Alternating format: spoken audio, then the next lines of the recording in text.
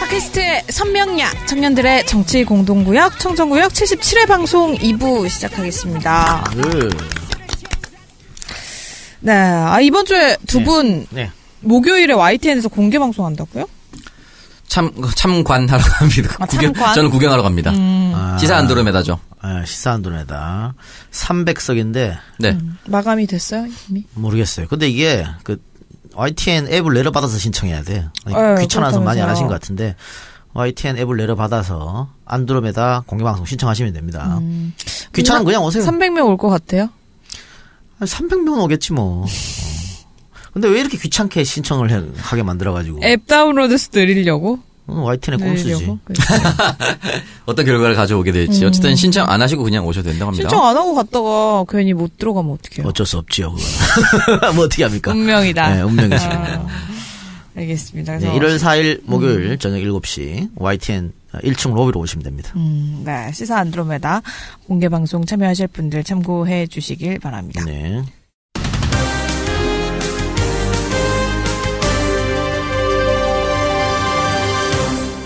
네, 저희 바로 본격적인 주제 토크로 들어가 보겠습니다. 지난 연말에 이제 국민의당이 바른정당과의 통합을 앞두고 전 당원 투표를 진행을 했는데, 결과는 예상한 대로 압도적 찬성으로 나왔습니다.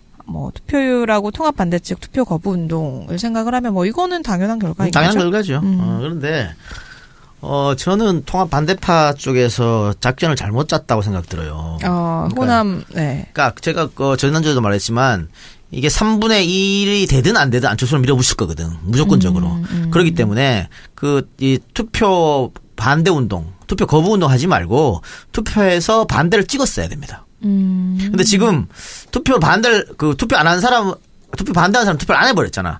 그러니까 30%가 안 됐고 23%만 최종 투표를 냈잖아요. 그런데 이건 다 거의 다 찬성한 사람만 투표했잖아. 그렇기 때문에 압도적으로 74.6%가 나올 수밖에 없지. 근데 지금 안철수 쪽에서는 23% 최종 투표율이 저조하다는 걸 쏙 빼고 74.6% 내 재신임함이 이만큼 되니까 이건 압도적인 거 아니야. 그러니까 우리를 따르라. 이렇게 지금 주장하고 있는 거예요. 네. 물타기 어떻게 보면 물타기 시도하고 있는 건데, 그러니까 이렇게 여론을 호도하는 건데 반대파들이 끌려간 게 아닌가. 그래서 여기 만약에 반대파들이 다 투표하자. 그랬으면 74점 안 나오겠죠. 50% 내에서 결정되지 않았을까? 그렇게 생각 드는데.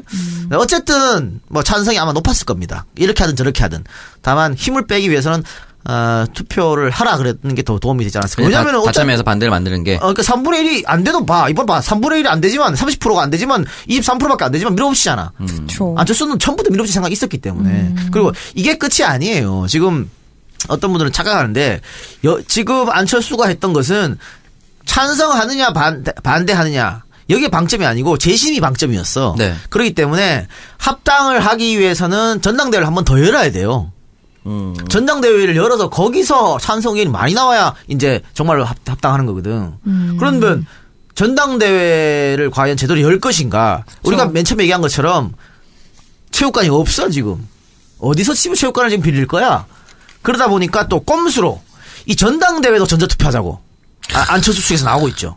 이거는 한국 정당 역사상 처음 있는 일입니다. 최초의 전자투표. 전당대회를 전자투표를 한다. 이분 컴퓨터 잘해서 이게 막 해킹하고 이런 거 아닙니까? 아니, 이제 모이면 또 용팔이 같은 일이 일어나는데 또 강목이 나온다니까. 이번에도 발표할 때 그쵸. 어떤 분이 가서. 발로 집어찼잖아. 단상 집어찼잖아요. 그런 것처럼, 그러기 때문에 아예 전당대회를 오프해서 치르지 않고. 아예 그냥. 또 왜냐면 전자투표로. 지금 전당대회 의장이 이상돈 의원이에요. 네. 안 열어주면 끝이 아니에요. 이상돈 의원이 나 못하겠다 그랬거든. 아니 의장이 개회를 선언합니다. 땅땅땅 해야 개회가 되는데. 근데 전자투표 방식을 쓴다고 해도 개회 선언은 있어야 되잖아요. 그렇죠. 전자투표 방식도 의장의 개선은. 아니 그래서 지금 안철수 측에서는 이상돈을 아웃시키겠다는 거거든. 미리 이상돈을 아웃시키고 다른 사람을 올려가지고 그러니까 이상돈을 탄핵해서 다른 사람 올려가지고 하겠다는. 그러니까 어떻게 이렇게 하든 저렇게 하든 무조건 한다는 거에 방점이 있기 때문에 이건 이렇게 하든 저렇게 하든 통과될 것 같아요. 그러면 이제 방을 뺄 수밖에 없지 이제 이혼할 수밖에 없는 그런 상황인 거죠. 그렇죠. 근데 진짜 이게 제2의 용팔이가 될 것이다라는 얘기도 지금 나오고 있는 거고. 그러면 이제 안철수 퇴진 운동이 같이 일어나는 아니 같이 일어나든 말든 이미 결정된 거예요. 이거는 바른정당은 이렇게 지금 의견이 나누는 게 아니잖아 의견이. 그러니까 그렇죠. 바른정당은 그냥 갈 거고 국민의당만 전당대회에서 통과되면 이제 일사천리로 진행되는 거죠. 그러니까 아마 지금부터 물밑 교섭을 아마 시작할 겁니다.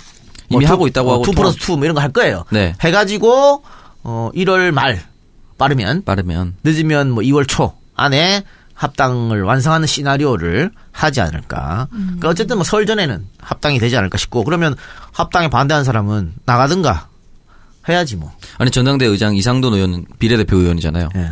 만약에 나가면은 그냥 의원직 상실로 끝나는 거예요? 그러면 그렇죠. 그럼 못 나가면은 지들이 당을 따로 해서 나가든가 뭐 방법을 세우겠죠. 예. 그러니까 지금 반대파 의원들 우리가 왜 나가냐 이러고 있잖아. 네. 그러고 있기 때문에. 예. 그렇습니다. 그리고 이제 뭐 하도 싸우다가 굉장히 유치한 설전을 막 벌이더라고요. 안철수는 뭐 창당자금 1억 내가 다 냈다고 의원들 10,000원짜리 한 장 안 냈다. 그 투자자 입장인 거. 벤처 기업가다운 발상인 것 같아요. 또 이자까지 돌려받아 놓고 굉장히 유치하다. 돈 얘기는 정당에서 잘 안 하지. 그러니까. 잘 안 하는데 이 얘기 왜 나왔냐면 종편에 안철수가 출연해가지고 돈을 잘 안 쓴다는 이야기가 있다 이런 질문을 받으니까 뭔 소리냐. 내가 국민의당 창당할 때 내가 돈 다 냈다 이거거든. 근데 뒤에가 빠졌지. 다 냈다가 다 돌려받았다 이걸 빠졌죠. 유성엽 의원이 밝혔죠. 네. 이자까지 붙여서 돌려받았다고. 그러니까 이게 뭐냐면요. 자 정당을 맨 처음에 창당할 때 당연히 돈이 있어야죠. 돈이 있어야 되고 뭐 사무실도 빌려야 되고 여러 가지 뭐 필요한 게 많잖아. 국회의사당 바로 맞은편에 국민의당 당사 있습니다. 그게 거기에 필요한 돈을 안철수가 지가 내고 당이 창당되고 나면 정당 보조금이 나옵니다. 정당 보조금이 나오는데 그 총선에서 의외에 좋은 수확을 거뒀기 때문에 돈이 굉장히 많이 나왔어요. 국민의당 쪽으로. 그러니까 안철수가 많이 나왔네? 내가 낸 거 당연히 돌려받으면서 이자까지 갖고 갔다? 이게 지금 유성엽의 주장이잖아. 네. 근데 안철수만 돈 낸 게 아니에요, 국민의당에서. 다른 사람도 돈 낸 사람 많아. 전국 정당인데 혼자만 그렇게 돈을 다 내고 했겠습니까? 돈 낸 사람들 많은데 문제는 이런 거지. 안철수 말고 돈 낸 사람들이 야 그냥 돈 냈겠어? 당연히 공천을 바라고 냈을 거 아니야. 근데 공천을 바라고 국회의원도 있을 수 있지만은 다음 지방선거를 겨냥해서 공천 돈 헌금 낸 사람도 있을 거라고. 그럼요. 그러니까 지방선거는 많잖아요. 구청장도 있고 무슨 뭐 시의원도 있고 도의원도 있고 많잖아. 그쵸. 그런 사람들이 총선 결과를 보고 야 이거 다음에 지방선거도 내가 국민의당 후보 간판 달고 나가면 나가겠네? 해볼만한데? 뭐 이렇게 그런 하면은. 생각으로 돈을 안 돌려받은 사람이 있다고. 공천을 생각해서. 그러면 그 사람들은 지금 안철수가 입 닫고 지금 합당한다 그럴 때 가만히 있겠어? 그렇죠. 지분율을 당연히 생각할 텐데. 그런 것들이 나와가지고 지금 밑바닥부터 지금 난린 겁니다. 이게 돈 싸움이 개싸움이 되는 거예요. 근데 그 말은 못하지 밖으로. 그런 거 때문에 하도 말은 못하지. 내가 그것 때문에 돈 냈는데라고 얘기하기는 좀 그렇잖아. 못하지. 그런 저런 사정이 있어요. 그래서 안철수만 돈 낸 건 아니다 확실한 거는. 그건 그렇게 될 수가 없는 게 저도 지역위원장 할 때 한 달에 10만 원씩 냅니다. 그러니까 전국의 지역위원장을 뿌리 받고 있으면 그때부터 돈을 내야 돼요. 그러면 돈을 혼자만 다 썼다는 건 자체가 말이 안 되는 겁니다. 당헌 당규상도 말이 안 되는 거예요. 그거는. 그리고 공천하잖아요. 공천 신청할 때 저도 정당에 국회의원 후보 신청할 때 150인가 300만 원 냈습니다. 그럼 지난번 총선할 때 국민의당에 국회의원 후보가 되기 위해서 돈 낸 사람들 다 자기 돈 냈잖아요. 국회의원도 특별 낭비네요. 지금 정동영도 대선 때 1,000만씩 냈다 그러잖아 국회의원들. 네, 다 냈죠. 네, 맞아요. 정보 의원들. 그러고 있기 때문에 뭐 혼자 돈 냈다는 건 말이 안 되는 거고. 뭐 받아갈 수도 있지. 받아갈 수도 있는데 이자까지 받아갔다는 건 좀 그렇네. 왜냐면 투자자니까. 은행이야? 투자자니까. 이것도 정당 보조금 나온 것도 당의 재산이거든. 당의 자산이에요. 이걸 가만히 있다가 뭐 쓸 때 쓰고 선거 때 쓰고 이렇게 해야 된다고 해야 되는데 이걸 이자까지 받아갔다는 건 이해할 수 없네. 근데 유성엽이 밝히라 그랬는데 안철수가 안 받아갔어 안 받아갔다 얘기할 거 아니야. 알아는 거 보니까 받아갔는 모양이래. 받아갔을 것 같아요. 일단 뭐 안철수 측에서 어떤 방식으로 전당대회를 진행을 하려고 하면 반대 측에서 막을 방법은 없어요. 없을 것 같은데. 그러니까 일단 아까 얘기한 대로 당대표 출마를 못 막은 게 호남 의원들 입장에서는 굉장히 큰 실책일 거고. 이럴 줄 몰랐지. 그렇죠. 왜냐면은 그때 당대표 출마하고 토론회 할 때도 그 합당한다는 이야기가 있다고 슬쩍 얘기했는데 그때 안철수가 아니라고 절대 아니라고 계속 얘기했어. 몇 번이나 얘기했어요. 당대표 토론 때 그런 얘기가 나왔었는데 안 한다고 했었죠. 다 거짓말이네. 듣통한 거지. 자, 그렇네요. 일단 뭐 안철수 측은 설 전에 어떻게든 전당대회를 마무리 지으려고 할 텐데 설 귀향길 후에 이제 국민들이 이 당의 모습을 보고 어떤 얘기를 하게 될지도 궁금해집니다. 그러니까 나는 전당대회를 오프에서 해가지고 강목이 날아갔다는 거. 오랜만에 용팔이 보고 싶어. 정치 노화를 오랜만에 한번 보고 싶었는데. 하이바와 강목. 그래. 아니 우리 기본이지. 부대 모으고 있었을 수도 있는데 지금 이미 부대 소집 내리고 있었을지도 모르는데 안타깝네요. 전자투표하면은. 그러니까요. 강목이 날아다녀야 되는데. 나 진짜 반대파들 그냥 이상돈 꼬셔가지고 하자 그래요. 압도적으로 반대를 만들면 되지 않나? 뭐 불가능할지도 모르겠지만 어쨌든 진짜. 안 하고 그냥 아니요. 하는 것보다 그냥 다 이거는 참여해서 하는 게 제가 몇 번 얘기했지만 투표하면 무조건 안철수 쪽이 이기게 돼 있어요. 그러니까 지는 걸 뻔히 알기 때문에 반대파들은 그냥 아예 이걸 안 만들려고 하려고. 시도조차를 안 하게 하려고 지금 이렇게 하는 거죠. 근데 이렇게 하든 저렇게 하든 길은 정답은 정해졌다라고 하는 거죠. 그렇습니다. 그래서 앞으로 어떤 재미있는 일이 또 이어지게 될지 한번 지켜보고요. 저희 광고 듣고 와서 다음 주제로 계속 넘어가 볼게요. 네, 이근홍 그린 세무회계 사무소에서 광고를 보내주셨습니다. 자, 법인 및 개인 사업자의 세무회계 업무 대리해드리고요. 양도소득세 및 상속증여세 상담, 또 경영자문 등 세무회계 관련 업무들을 진행하고 있습니다. 자, 전국 어디서든 세무신고는 가능하다고 하니까요. 세무 관련해서 궁금한 점 있으신 청취자분들 언제든지 연락 주시길 바랍니다. 팟캐스트 청취자분들을 위한 할인도 가능하다고 하는데요. 네이버와 다음에서 이근홍 그린 세무사라고 검색을 해주시길 바랍니다. 자, 연락처는 010-9308-3011, 010-9308-3011번으로 전화를 주시면 되겠습니다. 자, 그리고 두 번째 광고, 어준미트 광고도 보내주셨습니다. 새로운 이벤트가 시작이 됐는데, 대배고, 대낮부터 배 터지게 고기 먹기. 대배고입니다. 대낮부터 배 터지게 고기 먹기 이벤트가 있다고 합니다. 자, 2018년 4월에서 10월, 이걸 일단 잠정적으로, 설정을 해놓은 거라고 하고요. 매월 셋째 주 토요일, 낮 1시에 난지 캠핑장 피크닉존에서 대낮부터 배 터지게 고기 먹기 대배고 이벤트를 진행을 한다고 합니다. 자, 매월 1일 공지 게시판에서 대배고 이벤트 글에 댓글로 참가 신청하신 회원 선착순 10분, 신청자 본인 포함해서 2명까지 참가가 가능하다고 합니다. 자, 미성년 직계 자녀들은 무조건 동반이 가능하다고 하고요. 선착순 10분을 모시고 하는 고기 파티라고 하는데요. 스테이크와 샤브샤브, 바베큐 등을 마음껏 드실 위만 준비를 해서 오시면 된다고 합니다.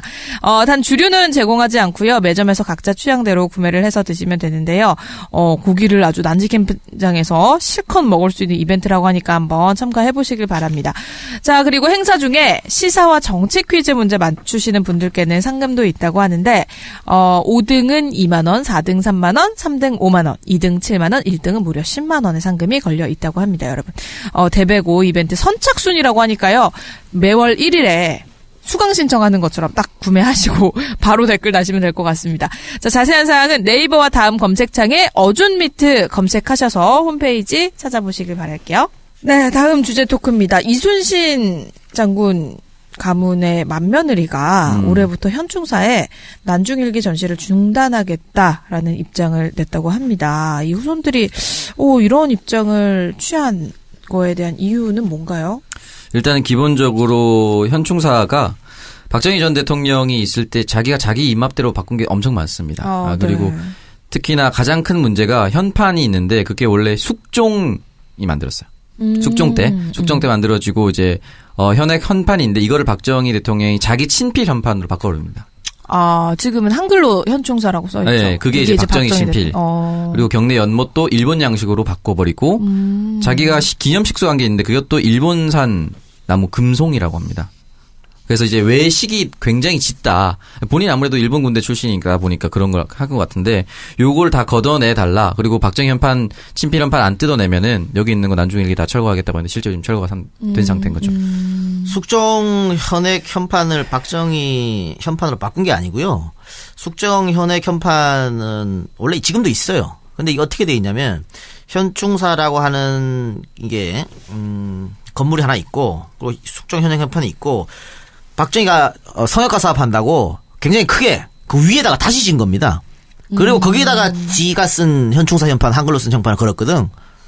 그러니까 현충사 이 숙종 현액 현판은 흥선대원군이 서원철폐하면서 없어졌다가 그러다가 그 이 후손들이 이 숙종 현액 현판을 따로 치워놨다가 나중에 1932년도에 다시 지을 때 그걸 갖다 건 거지. 근데 박정희가 성역화하면서 작업하면서 그 위에다가 더 크게 아주 크게 건물을 만들면서 거기다가 이렇게 했는 거야. 그래서 지금 이 유족들의 주장은 후손들의 주장은 위에 지금 성역화 작업해 있는데 그 건물에 있는 현충사 현판 그걸 치워달라. 이런 얘기죠. 그러면은 지금 반대하는 사람들은 이런 거야. 그걸 만약에 치우면 아랫부분에 있는 현충사 현판을 위에다 갖다 걸면 원래 있는 곳에는 뭐 뭘 걸어야 되냐. 뭐 이런 문제가 지금 있는 거예요. 근데 일단은 박정희의 흔적을 치워달라라는 건 너무나도 정당한 요구 아닌가요? 네, 이런 거죠. 박정희가 그러면 왜 이순신 성역화 작업을 시작했을까? 사실 이순신 장군에 대한 얘기는 뭐 옛날부터도 많이 있었고 또 신채호 선생도 뭐 쓰고 했었지만 박정희 때 영웅화 작업이 시작된 건 맞습니다. 원래 충묘사상 강조. 그때부터 엄청나게 뭐 당연히 교과서에 실리고요. 또 민족적 영웅 맞습니다만은 그때 박정희가 일부러 키운 면이 없지 않아 있어요. 그거 왜 그랬냐? 박정희가 군인 출신이잖아. 그러니까 이 군인 출신이었던 이순신 장군을 의도적으로 띄우게 했던 게 있던 거예요. 그리고 자기하고 동일시한 거야. 그런 작업을 펼쳤던 게 사실입니다. 그래가지고 성역화 작업했었는데 그런 식으로 노렸던 거 이제는 제대로 돌려놔야 되는 거고 이순신 장군이 일본한테 맞서서 조선을 지켰던 분 아니에요? 네. 그런데 일제 장교 출신이 와서 말이야 성역화 작업을 하면서 간판에 버젓이 현충사라고 지가 한글로 적고 이런 거는 문제가 있다고 당연히 후손들은 주장할 수 있는 거죠. 네. 그러니까 이거 말고도 여러 가지 문제가 있어요. 박정희가 또 헌수했던 금송. 이것도 대표적인 일본 나무잖아. 네, 일본 특산종이라고 그러더라고요. 이것도 빼라 있을 수가 없다. 이것도 빼라는 얘기고 또 그거 말고도 뭐 여러 가지 현충사 성역화 작업하면서 곳곳에 일제 잔재가 묻어난 것이 있다. 이것도 다 없애달라. 뭐 이런 얘기잖아요. 근데 일단은 문화재청이 이 작년 11월에 회의를 통해서 박정희가 식수한 금송을 사당 밖으로 옮기기로 결정을 했다고 합니다. 됐네, 금송에 그러면. 대해서는. 근데 현판 교체하는 문제에 대해서는 아직도 아무런 답변을 내놓지 않아서 여기에 대해서 이제 만며느리 분이 이제는 난중일기를 비롯한 충무공 유물 일체를 현충사에 전시할 수 없다라는 그러니까는 아마 이순신 후손들은 계속해서 신경 쓰였던 거야, 이 문제가. 그런데 뭐, 박근혜 정권에서는 말도 안 되는 소리 아니에요? 그렇죠. 안 됐기 때문에 말 못하다가 이제 정권이 바뀌었으니까 제자리로 좀 찾아달라는 그런 항의. 좀 뭐 제대로 되는 항의 같고요. 특히 다른 조경도 지금 외식으로 돼 있다고 하는데. 네. 지금 뭐 석등도 일본 정원에서 쓰는 거라고 네. 하더라고요. 네. 그때 뭐 다 그랬지 뭐. 다 쉽게 그냥 일본 거 갖다가 심고 했는데. 뭐 노태우 때 많이 고치긴 했습니다만 아직도 남아있다고 하니까. 네, 거의 뭐 20년간 20억. 네. 20억을 들여서. 그러니까 다른 사람도 아니고 충무공 장군한테 이런 식으로 하면 안 되는 거지. 충무공의 정신이 깃들어 있는 곳에. 거기에다가 일본식 조경을 하는 건 대체 무슨 생각이었을까? 아니 그러니까 그때는 그 뭐 기술자들도 그렇고 다들 아무 생각 없이 했을 거예요. 그러니까 그 박정희 때 만든 뭐 본인의 의지도 있었겠지만 그 당시 한국 전통 문화나 건축 구조를 공부한 사람이 많이 없었다라고 하는 것도 지금 전문가들의 의견인 거죠. 아니 그래서 문화재청이 이거는 예를 들어서 아까 전에 그러면은 지금 있는 숙종 헌해 견판을 위로 올리면 밑에 있는 곳은 어떻게 하냐? 밑에 있는 곳은 그러면 뺏겨서 똑같은 거 만들면 되지. 아니면 그 장인 같은 분들 있잖아요. 그런 박정희 글씨 말고 네. 그냥 그 현판을 만드는 장인들이 있잖아요. 우리 충내문 소실됐을 때도 새로 뭐 문양도 만들고 그랬잖아요. 그런 인간 문화재 같은 분들. 그분들한테 써달라고 하면 되죠. 근데 이걸 처음에 현충사 만들 때 숙종이 충무공의 정신을 기려서 본인이 직접 쓴 거 아니야. 네. 그렇죠. 나는 밑에도 있고 위에도 있어도 된다고 보는데? 똑같은 글씨로? 뭐 왜 안 돼 이게? 똑같은 글씨로 해서 넘으면 되지. 근데 사실 현충사가 흥선대원군이 서원철폐 정책을 펼쳤잖아요. 그러면서 그때 사라졌다고 해요. 근데 1932년경에 민족지사들이 성금을 모아서 이제 다시 지은 게 바로 이 현충사라고 합니다. 근데 1966년에 박정희 전 대통령의 성역화 작업으로 지어진 현충사까지 해서 지금 두 개가 아까 말씀하신 대로 공존하고 있는데. 그러면 원래 현충사가 있는 곳에 지금처럼 숙종 헌해 견판을 걸어놓고 그러니까. 성역화 작업하고 했던 위에 있는 현충사에는 충무공 선생의 글씨 있잖아. 여기 현충사인지 아니까. 네. 충무공 선생의 글을 위에다가 간판에 하면 어때? 그 필체를 가져와서. 필체를 갖고 와서. 괜찮지 않나? 그것도 의미가 있네요. 네. 박정희 건 빼면 되는 거지 뭐 그래. 중요한 건 이제 포인트는 박정희 걸 네. 빼달라는 거니까. 그쵸. 그러니까 이걸 난 문화재청이 뭐 논의하고 토론하고 논쟁할 필요는 없을 것 같은데. 또 어쨌든 후손들이 원하는 걸 지켜줘야죠. 네, 후손들이 원하는 건 일단 박정희의 흔적을 치워달라는 거잖아요. 그 난중일기도 우리가 빨리 그런 데 가고 그런 거 보러 가지 뭐하러 갑니까? 네, 그렇죠. 네, 그래서 이제 문화재청에서 좀 하루빨리 서둘러서 이런 사항들을 검토를 해야 될 것 같습니다. 그래서 난중일기를 비롯한 이순신 장군 관련 유물들을 좀 제자리에 돌려놓기를 기대를 해보겠습니다. 자, 계속해서 다음 주제로 넘어가 보겠습니다. 지난 12월 28일에 김해에 있는 한 고시원에서 노르웨이 국적의 40대 남성이 숨진 채 발견이 됐다고 합니다. 숨진 사람은 8살이었던 1980년에 노르웨이로 입양된 입양인으로 알려져서 더 안타까움을 주고 있는데 이게 또 사망하고 나서 열흘이나 지나서 발견이 됐다고 하더라고요. 일종의 그 해외로 입양된 사람이 자기 부모님을 찾기 위해서 왔는데 어떻게 보면 무연사 한 거나 네, 다름없게 그렇죠. 돼버린 거죠. 그 10일 동안 못 찾았다는 거 보니까. 근데 이게 장례 절차도 잘 안 됐는 게 아버지, 그 입양을 하셨던 해외 아버지는 돌아가셨고 그 어머니는 길러주셨던 양어머니는 연락이 지금 안 된다고 하더라고요. 연락이 닿지 않아요. 장례도 치러지지 않는다. 근데 이걸 보면서 그 사람이 죽은 것도 안타깝지만 기본적으로 입양을 갔던 사실 우리나라가 굉장히 입양 수출국이나 무슨 고아 수출국이라는 오명이 있습니다. 굉장히 많은 수출을 했고 그래서 그 실제로 김대중 대통령이 입양을 너무 많이 보내서 대통령으로서 사과한다라는 발표를 했었고요. 그래서 이번에 이걸 보면서 입양을 두 가지가 이제 포인트가 있는 것 같아요. 하나는 해외로 입양을 많이 안 보내도록 만드는 게 첫 번째인 것 같고 두 번째는 만약에 지금 이미 입양을 간 1953년부터 55년부터 시작된 걸로 알고 있는데 입양을 보낸 사람들이 우리나라에 와서 뿌리찾기를 할 때 조금 그 데이터베이스를 잘 정돈을 해서 쉽게 찾아줄 수 있도록 이렇게 혼자 와가지고 개인이 찾고 있잖아요. 이거 사실 말이 안 되는 거예요. 기본적으로 그 기관이라든지 흔히 말하는 중앙입양원에서 가지고 있어야 되는데 네. 중앙입양원이 그 정보를 가지고 있지 않았다는 거예요. 그리고 입양특례법을 어긴 기관도 있습니다. 그래서 만약에 입양기관이 폐쇄될 경우에 입양기관이 가지고 있는 모든 정보를 중앙입양원으로 이관을 시켜야 되는데 이관시키지 않고 폐쇄된 곳도 있어요. 그러면 거기서 입양을 간 사람들은 모든 정보를 잃어버리는 거예요. 아무것도 못 찾는 거예요. 그 기관 자체가 사라지면은. 근데 법적으로 가져와야 되는데 그때 가져오지 못했다라는 비판도 받고 있습니다. 그러니까 지금 최성우 씨 네. 본명이 이제 한국 이름이 최성우 씨죠. 네. 이분 같은 경우에는 일단 입양돼서 친모를 찾고 싶어서 한국에 왔잖아. 그런데 방법이 없어요. 기록도 이제 소실됐을 거고. 네. 네. 그래서 아마 결국은 우울증, 알코올 중독, 뭐 각종 질병 뭐 이렇게 해갖고 사망 같은데. 2013년에 한국에 들어왔는데 그러니까. 그 아마 그 노르웨이에서 양부모로부터 사랑받고 자라고 적응을 했다면은 이렇게 한국에 와서 부모를 5년 동안 찾고 그랬을까? 그러니까 그것도 마음이 아파요. 그렇죠. 그러니까 입양 자체가 특히 외국으로 보내는 입양 자체가 거기서 성공적으로 정착하기가 쉽지 않습니다. 몇 년 전인가요? 현수라는 아이, 3살 배기 아이인데 거기는 미국으로 입양 갔는데 양부모 폭행으로 사망했어요. 그런 경우가 현수뿐이겠어요?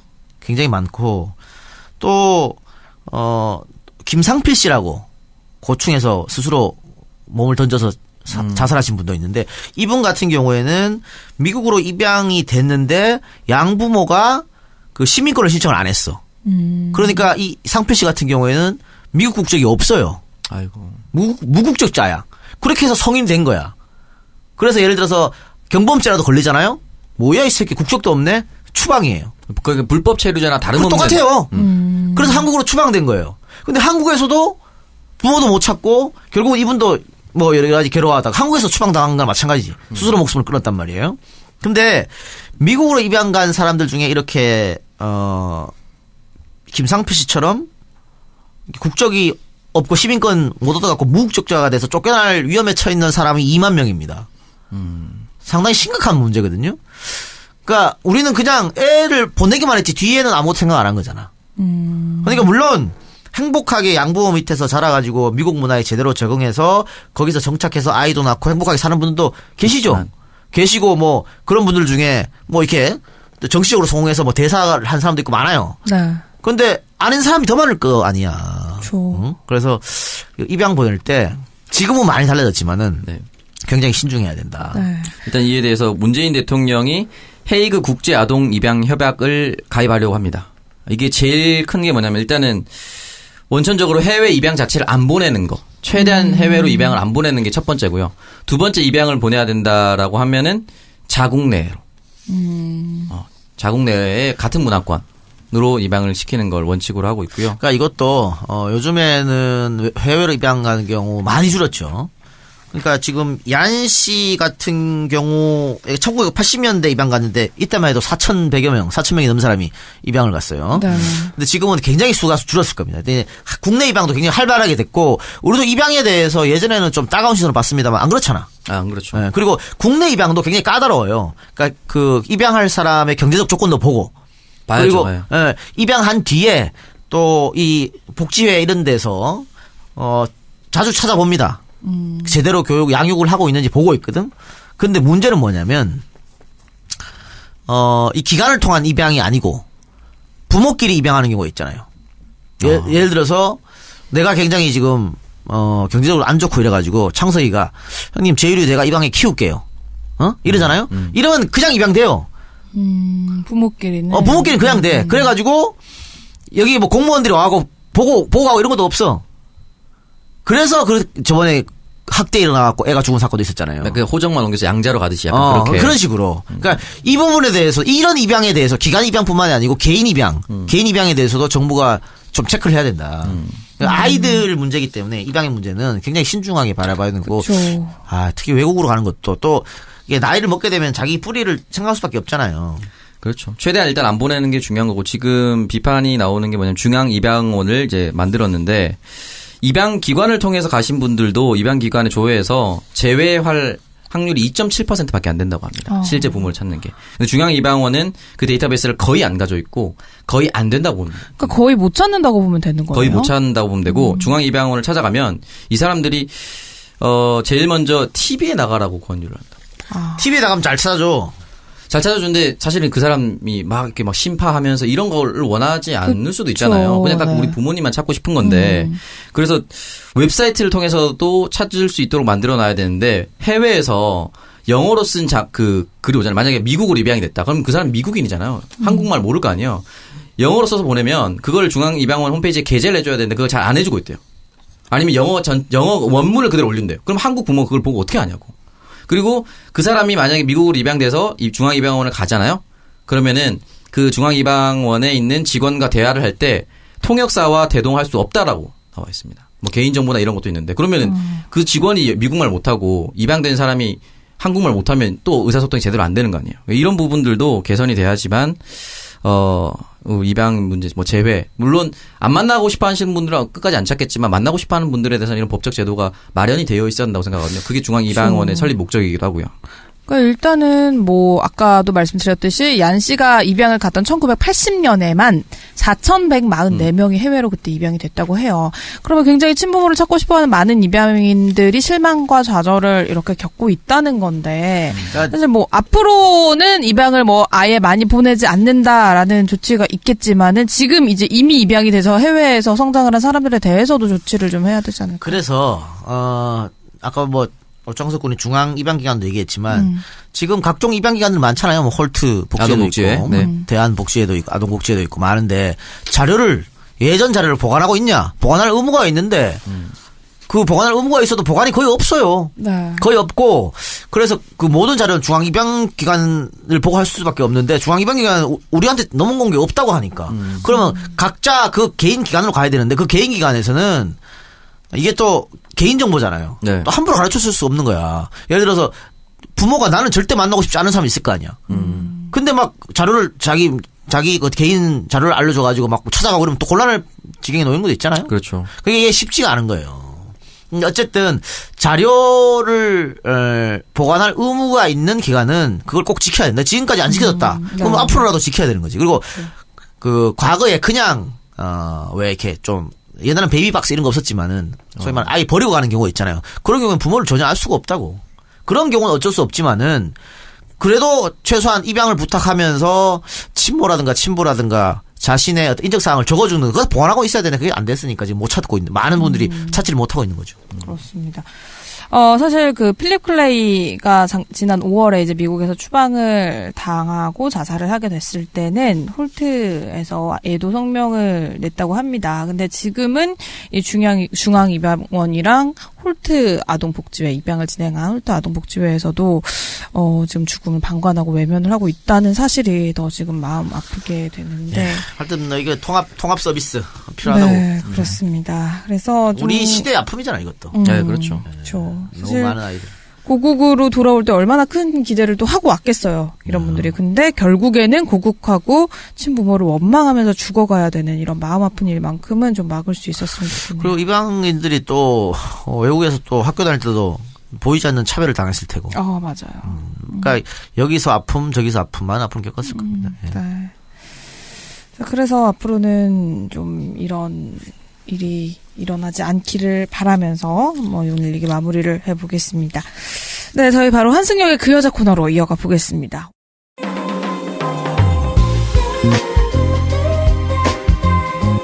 한승역의 그 여자. 오늘 저희가 사연이 갑자기 늘어나가지고 2개를 좀 만나보려고 하는데 둘 다 굉장히 하드코어예요. 그래서 한번 첫 번째 사연부터 들어볼게요. 안녕하세요. 저는 30대 중반의 여성입니다. 혹시 소개가 된다면 익명이었으면 합니다. 네, 익명으로 소개를 해드립니다. 슬프게도 주변에 이런 고민에 대해서 물어볼 사람이 없습니다. 혼자 어떻게 해야 할지 몰라서 혼자 고민만 하다가 벌써 시간이 많이 지나버렸네요. 연말에 내린 결론은 사연이라도 보내서 용기를 내보자라는 거였어서 제아의 종소리 듣고 용기를 내서 이렇게 메일을 드립니다. 저는 결혼한 지 3년이 지났고 남편과는 5년째입니다. 남편과는 핸드폰 어플로 알게 됐고요. 첫눈에 남편과 눈이 맞아서 보자마자 연인이 됐습니다. 사귀기 몇 주 전에 헤어진 전 남친이 밤에 종종 찾아와서 문을 열라고 행패를 부려서 남자친구가 집에 와서 저를 지켜주곤 했습니다. 그러기를 여러 번 하다가 남친과의 1년 동거 후 저희 집에서의 반대를 무릅쓰고 결혼을 하게 됐습니다. 남편은 다소 특이한 성적 취향이 있어서 사실 결혼 전부터 둘 사이에 문제가 있었지만 제가 남편을 훨씬 좋아해서 결혼을 강행했습니다. 남편은 한때 유명한 소라넷 활동을 했습니다. 와. 저 일부에서 말했던 충격의 사연입니다. 네. 네, 이겁니다. 너무 충격적이죠. 본인이 각종 파티를 주최하더라고요. 이 파티는 뭐 하는 거예요? 소라가 4명 나오겠죠. 몰라, 나도. 소라넷이라는 사이트 자체가 일단 야동 사이트야? 야동 사이트 아니고요. 네. 그러니까 거기에 등장하는 스와핑이라든지 그런 것들이 엄청나게 몰카 이런 것 때문에도 엄청 문제가 됐었고. 무슨 동호회 같은 거예요, 그러면? 일종의 광범위한 동호회라고 할 수도 있겠죠. 어쨌든 그런 거예요. 파티를 주최를 해서 사실을 알고 너무 충격을 받았지만 파티에 나가는 것들을 제 입으로 남편에게 한 번도 직접 따져 물은 적은 없습니다. 왜? 다만 다른 여자와 자고 온 것을 알게 되었을 때만 따져 물은 적이 있었지만 남편은 항상 미안하다, 내가 떠나겠다 라고 하면 제가 매번 울고불고 붙잡는 식이었어요. 왜 그러는 거야? 보내야지 그러면은. 남편은 제가 울면 미안하다, 울지 마라, 아무데도 안 간다라고 했죠. 결혼 이후에는 남편과 거의 잠자리를 하지 않고 있습니다. 결혼 직전에 산부인과도 자주 갔는데 항상 균이 나와서 그것 때문에 거부감이 생긴 것 같습니다. 남편에게 말해도 남편은 본인은 괜찮다고 할 뿐 저 혼자 산부인과에 가서 치료를 받아야 했습니다. 게다가 소라넷이 없어지고 난 이후에는 남편은 페이스북과 인스타를 통해서 마사지를 해준다며 여자를 만나서 마사지를 해주고 가끔은 여자랑 자는 것 같습니다. 미치겠다 진짜. 이상한 촉이 올 때 남편 핸드폰을 보면 항상 라인과 카톡에 이상한 문자들이 많이 있습니다. 땡땡호텔 땡땡땡호로 오세요. 마사지 좋았다. 오늘 너무 흥분됐다. 피로가 풀렸다 등등. 대부분은 관계까지 맺는 것 같습니다. 처음에는 이런 카톡을 보고 차단시켜버리거나 다 삭제해버려서 남편이 매번 화를 내곤 했습니다. 아니 자기가 화를 왜 내? 그러니까. 막장이네요. 절대 잘못했다거나 어떤 변명을 한 적은 없습니다. 한 번은 남편에게 직접적으로 이제 앞으로 마사지하고 다니지 않았으면 좋겠다라고 말을 한 적이 있는데 알겠다고 말하지만 그때뿐입니다. 몇 개월 후면 또 마사지할 여자들을 모집하거나 한 번 만난 여자들을 불러서 마사지를 해줍니다. 얼마 전에는 학교 다니지 않는 17살이 연락을 해왔는데 17살도 괜찮다며 성감 마사지를 해주겠다며 카톡 대화를 했더라고요. 너무 역겹지만 더 이상은 안 되겠다라는 생각이 들었습니다. 지금 생각해보면 제가 왜 남편하고 결혼을 했는지 모르겠습니다. 그냥 30 중반 되기 전에는 결혼을 해야겠다며 남친을 1년 이상 사귀어본 게 처음이라서 그 전에 남친이 정말 많았는데 항상 3개월이 지나면 본인이 지겨워서 헤어졌다고 하시네요. 방금이랑 똑같은데? 아니 저는 1년을 만났어요. 1년을 만났어. 1년 같은 3개월을 만났어. 소란에 조심해라. 걸린다 소란에. 남친을 1년 이상 사귀어본 게 처음이라 운명이라고 착각했던 것 같습니다. 결혼할 때도 제가 대기업에 다니고 있어서 제가 전세 대출 받고 모두 제 돈으로 결혼을 했습니다. 남편은 부모님을 도와서 자영업을 했는데요. 부모님 빚 갚는데 온 가족이 매달려 있어서 함께 일하는 동안 월급을 받은 적이 없었습니다. 그래서 모은 돈이 없어서 시부모님이 겨우 마련해 주신 2천만 원을 가져온 게 전부였습니다. 결혼식도 제가 현금 예단을 드려서 그 돈으로 시부모님이 결혼식 준비를 하셨습니다. 친정 부모님은 몹시 못마땅해 하셨지만 저 하나만 믿고 결혼하게 해주셨습니다. 결혼 이후에도 남편은 백수 생활을 계속하다가 본인이 평생 꿈꿔온 본인 가게를 하고 싶다고 해서 시부모님과 제가 반반 투자한 돈으로 가게를 열었지만 1년 반이 지나도록 수익이 나지 않고 있습니다. 가게에서 나는 손실은 제 월급으로 메꾸고 있습니다. 돈 관리를 제가 하다 보니 집과 가게의 지출과 수익이 분리가 안 되고 있는 것 같지만 당장 여유 자금이 없기 때문에 남편이 관리를 해도 제가 도와줘야 될 것 같습니다. 이런 상황에서 가게에 알바를 뽑는다고 공고를 내서 최근 여러 번 크게 싸웠습니다. 시어머니도 사람이 필요하다고 부추기시지만 저는 이 수익이 전혀 나지 않는 상황에서 고정비인 인건비까지는 무리라고 생각을 합니다. 혼자 일하는 게 어려워서 제가 아침, 저녁, 주말로 남편을 돕고 있습니다. 자재 구매도 제가 낮과 밤에 틈틈이 하고 있습니다. 남편은 거의 아침 10시에 출근, 저녁 4, 5시에 퇴근을 하는데 어머. 혼자 일하니까 힘들긴 하겠지만 그 뒤로 마사지도 하러 다니고 친구도 만나고 충분히 시간적으로 여유가 있습니다. 이런 상황인데 남편은 싸울 때마다 너랑 사는 것 자체가 스트레스다 라고 저에게 화를 냅니다. 항상 매번 제가 미안하다고 합니다. 오늘도 똑같은 것. 알바와 가게 수익 때문에 싸웠습니다. 남편이 고래고래 화를 내며 집을 나가 만화방에 갔습니다. 1시간 뒤 제가 또 미안하다고 카톡을 했지만 집에 들어와서도 소리치는 남편을 보니 오늘은 평소와 달리 이혼을 할 거면 2017년에 하는 게 좋겠다라는 생각이 마구 들었습니다. 하지만 결국 아무 말도 하지 못했죠. 더 시간이 지나기 전에 저를 위해서 이혼해야 될 것 같지만 30 중반인 제가 지금 이혼을 하면 다시 결혼해서 아이를 낳고 살기 어려울 것 같다라는 두려움이 저를 자꾸 망설이게 합니다. 또 남편에게 쓴 제 돈이 아깝기도 합니다. 거의 4년 동안은 제 월급으로 데이트하고 결혼하고 여행하고 사업했으니까요. 부모님은 남편이 저와 부모님께 얼마나 못하는지 잘 아셔서 제가 이혼한다고 하면 충분히 이해하실 것 같습니다. 제가 새해에는 이혼을 결심할 수 있도록 단호하게 한 말씀 부탁드립니다. 청정구역 진행자분들 중에 이혼해보신 분이 계시진 않지만 이혼 준비 어떻게 해야 할지 조언 부탁드립니다. 이 사연이 다 거짓말이었으면 좋겠어요. 네, 진짜. 정말 놀라운 사연이 이거 이혼이 아니고 진짜 살인하지 않은 게 정말 다행이지 않나라는 생각이 들 정도의 막장에 어떻게 이런 상황에서 이혼을 고민을 할 수가 있죠? 소란에 나올 때부터 이미 끝났어야 돼요. 사실 냉정하게 따지면은. 그 남자가 남자가 정말 매력이 장난 아닌가 보다. 아니 뭘 씨발 매력이야. 이거는 그냥 뭔가 잘못된 길들여짐이나 그런 게 있거나 이렇지 않고서는 무슨 마사지 하러 가서 결혼한 남자가 다른 사람이 자고 온 걸 알고 있는데도 딱 봤을 때만 또 이런 남자랑 연애를 했다는 것부터가 저는 이해가 안 가거든요. 시부모님은 이걸 아나? 아니 진짜 그리고 이 여자분의 부모님 한테는 말을 못했겠죠. 정말 아니 그냥 남자가 이렇게 하는 걸 알면서도 이런 상황이란 걸 알면서도 결혼을 소라넷 이런 거는 모르지 않았죠? 몰랐겠지. 이걸 마사지하고 이런 거는 몰랐겠죠. 그러니까 마사지는 이제 소라넷 없어졌으니까 하는 것 같은데 소라넷에서 파티하고 이런 거 뭐 보통 파티가 같은 게 스와핑일 수도 있고. 근데 저는 부부끼리 스와핑하는 거 쥐들끼리 좋아서 하면은 뭐 어떻게 쥐들끼리 좋다는데 뭐 그걸 못해 할 수 있나? 여기서는 지금 그게 아니잖아. 근데 아내는 그런 걸 당연히 싫어하는 거고 남자 혼자 가잖아. 그럼 이거는 스와핑이 아니고 뭐 쓰리썸 뭐 이런 거겠지. 예? 그런 걸 그 소란에서 해요. 자기들끼리 모여가지고.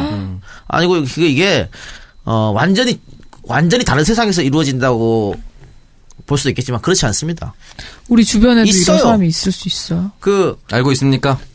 그 있잖아. 치과 제로 회사 유명한 오 무슨 회사. 거기 대표도 쓰리썸 하다가 쳐 걸렸어. 오스템 임플란트? 우리 말하지 않았는데? 나 말하지 않았는데. 죄송해요. 삐처리 해주세요. 거기 실성다 쳐걸렸어. 진짜? 그래. 어머. 그런 사람들도 막 하고 한단 말이야. 그 임플란트 말고 딴 걸 박았네. 그럼 미국에서는 한 2.5% 한다고 합니다. 수화핀 같은 거. 조사의 2.5%면 훨씬 더 그러니까. 많다고 봐야 근데 돼요. 25%라고 보면 되는 거 아니에요? 25%까지 안 돼. 그건 4명 중 1명이 그런. 그건 너무한 거고. 그리고 아까 왜, 결혼하고 난 뒤에 성행위 안 한다 그랬잖아, 남편이랑. 네. 뭐 결혼 전에 막 균이 많이 발견되고. 네. 이건 네덜란드 연구진에 의하면 스와핑 하는 사람들이 그 직업 매춘 여성. 직업 매춘 여성보다 성병 걸릴 확률이 훨씬 높다 그럽니다. 근데 이게 만약에 여성이 그 균이 검출됐다고 하잖아요. 보통 이제 대부분 거의 지렴인데 이 지렴은 남성한테는 남성이 지렴과 같은 그 균 있잖아요. 만약에 무슨 균 갑자기 이름 기억이 안 나는데 뭐 칸다리나 균이나 뭐 칸디나 균이라든지 유레아 플라즈마라는 이런 균이 있어요. 그게 남성은 보균자입니다. 티가 나지 않아요. 여성은 지렴이 심하게 걸리면 냄새가 나거나 이러면 티가 나거든요. 근데 내 생각에는 남자가 어디 가서 걸려와서 이 여자한테 옮긴 것 같아요. 그렇겠지. 이 여성분은 그래서 저는 주사를 맞았습니다. 그런데, 성병 예방 주사 맞았어요, 남자들. 그런데 갔다가 아니야, 그렇게 하면 안 되지. 그게 아니고 남자들도 균이 있는데 이런 주사 가다시리라고 이런 거 맞으면 좋습니다. 성병이 서로.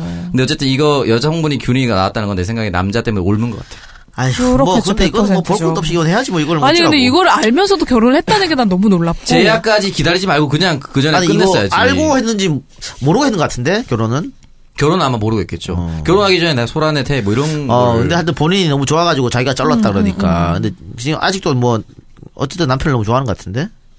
이런 어처구니 없는 일이 벌어진데도 이혼을 고민하고 있다는 것은. 그러니까요. 이건 당연히 이혼해야 되는데 왜냐면 평생 이럽니다. 네, 일단 애는 없는 것 같으니까 너무 다행이고. 평생 이러기 때문에 빨리 끊어야 되는 거고요. 이 새끼가 나쁜 새끼인 게 그 미성년자한테도 마사지 어쩌고 했다는 것은. 이거 신고해야 되는 거 아니에요? 그리고 지금 다른 문제로 싸우는 것도 아니고 알바 문제 때문에 가게가 장사가 안 되는데 자꾸 알바를 쓰려고 그러는 거잖아. 그러니까 알바 맡겨놓고 나가서 마사지 하려고 그런 거 아니야? 아니지. 그러면 알바를 꼬셔서 이런 자기가 뽑으니까. 정말 알바를 개막장의 설마, 뽑는 진짜. 거 자체가 약간 굉장히 불순해요. 그죠? 그러니까 이거는 지금 계속 가면 평생 이러기 때문에 못 고칩니다. 이거는 못 고치니까 그냥 지금 이혼하세요. 이혼하고 사람은 고쳐서 쓰는 게 아니라고 했습니다. 지금 예를 들어서 지금까지 내가 쓴 돈이 아깝다. 그럼 어떻게 그것 때문에 계속 끌려갈 겁니까? 그러니까 앞으로 더 많이 나갈 더 겁니다. 많이 나가지. 그러니까 소위 말하면 물렸는데 만약에 애까지 생기면 털고 나오세요. 애한테 돈도 내가 다 내야 돼. 네, 맞아요. 그리고 애도 불쌍해요. 이런 아빠. 그러니까 지금 보면은 재산이 없는 그렇게 갖고 있지 없는 것 같거든요. 그냥 깔끔하게 그러면 위자료 받고 주고 할 것도 없이 이런 사유면은 무조건 이혼 청구됩니다. 이거는 법적으로 청구되니까 네. 변호사를 쓸 필요도 없어요. 그냥 이혼 청구하고 이혼하세요 그냥. 이혼 사유의 종합선물 세트입니다. 이 남자 진짜? 매매 범죄 저질렀 성범죄했죠. 나가서 지금 와이프 있는데 딴 데 가서 또 했죠. 다른 여자들 같으면 경제적 이 중에서 어려움도 있죠. 하나만 있었어도 이혼한다고 난리였을 거예요. 그럼 어떻게 이혼 준비를 하냐 그랬는데 박지훈 변호사. 아니 이건 변호사 살 필요도 없어. 변호사는 또 돈 줘야 되잖아. 그러니까 이거 같은 경우에는 지금 어쨌든 파탄의 원인이 남편한테 있는 거잖아요. 그런데 100%. 이혼하면서 그냥 판사한테 가갖고 우리 남편 이렇게 했어요. 근데 남편이 맞아요 하면은 괜찮은데 아니 내가 언제라고 하면은 이혼 또 안 됩니다. 아 진짜요? 그럼 카톡 같은 거를 좀 그래서 캡처해야 되나? 증거를 캡처해야 돼요 지금. 증거를 모으세요. 왜 아까 봤다 그랬잖아 카톡. 그런 거 몇 장. 그 다음에 전화 통화 몇 번씩 네요. 메일이나 이런 거 주고받은 거 이런 거 몇 개만 있으면 바로 이혼 되니까 변호사 쓸 것도 없어요 이런 거는. 그렇습니다. 네. 아우 진짜 마음이 아프네요. 이혼 양식 다운 받으면 돼요.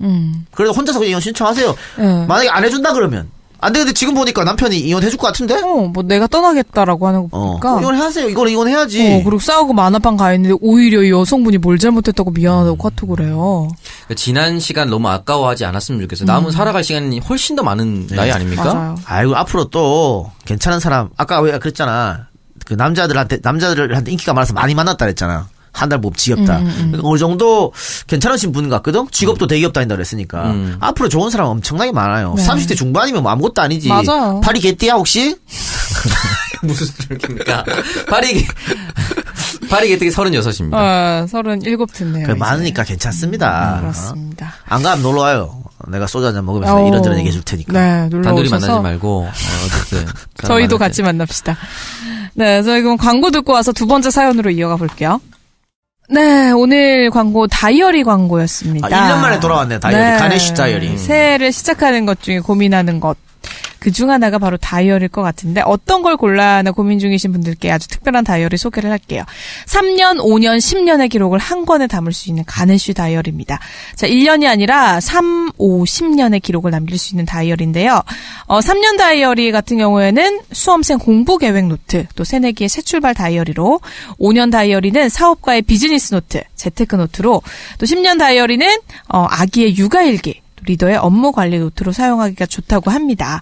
일단 작성법에 대한 설명도 여기 친절하게 나와 있거든요. 그래서 쉽게 시작하실 수 있으니까요. 튼튼한 하드커버로도 제작이 됐습니다. 여러분 오래도록 보관을 할 수도 있으니까요. 자, 인생과 운명을 바꾸는 가네쉬 다이어리와 함께 2018년 시작해 보시길 바랍니다. 자, 네이버에서 가네쉬 다이어리라고 검색을 하시거나 문의 전화 02-2277-2222 2277-2222번으로 소량 주문 상담도 환영이라고 하니까 여러분 한번 연락해 보시길 바라고요. 자, 두 번째 광고는 마포 세레나데에서 보내주신 광고였습니다. 프리미엄 이벤트 카페죠. 새해 시작을 사랑하는 연인과 가족과 함께 마포 세레나데에서 여러분 멋진 추억 만들어 보시길 바랍니다. 자, 아름다운 서울의 한강 야경이 한눈에 내려다 보이는 프리미엄 이벤트 카페인데요. 야, 너 여자친구랑 이런 데를 가. 그러니까. 우리가 광고해주는 제주도 가지 말고요. 이 새끼는 하여튼 아무짝에 쓸모없는 새끼야. 이거. 어차피 제주도 가봤자 방에만 있잖아. 그래서 사랑하는 사람에게. 근데 마포 세레나데 있으라고. 제주도를 가더라도 숙박은 우리 후원해주시는 사람 중에 제주도에 펜션하고 그런 데도 하고 늘 우리는 같이 응원하는 분이랑 같이 해야지. 새끼는 맨날 네. 아이스크림 크림 잘 쓰고 출연료 충이야. 출연료 충. 출연료만 빼가고. 여기 와가지고 여행대학 광고하고. 다 이용하고 있어요. 세레나데 곧 방문하겠습니다. 마포 세레나데 한번 가세요. 근데 여기서 자고 갈 수도 있나? 안 돼요. 안 돼요? 네. 대실 개념이에요, 그러면? 뭐 호텔이야, 자고 가게? 그냥 궁금했어요. 사랑하는 사람에게 평소 전하지 못했던 마음을 표현만 하고, 그 다음은, 건너편에 어디 콘레트나 이런 데 가서 하시는 거. 아니, 어쨌든, 자기 전에 어디서 저녁 식사를 해야 될 거 아니야. 여기 가면 저녁 식사까지 다 준비해준다니까. 오, 좋네요. 총전국의 청취자분들에게는 특별한 할인 혜택과 서비스도 제공을 해드린다고 와인과 합니다. 함께. 와. 썰어. 좋아. 모해샹동. 네. 뭐? 욕하는 것 같았는데. 모해샹동. 네, 특별한 저녁 시간 필요하신 분들 마포 세레나데 카페에서 좋은 추억 남겨보시길 바라겠습니다.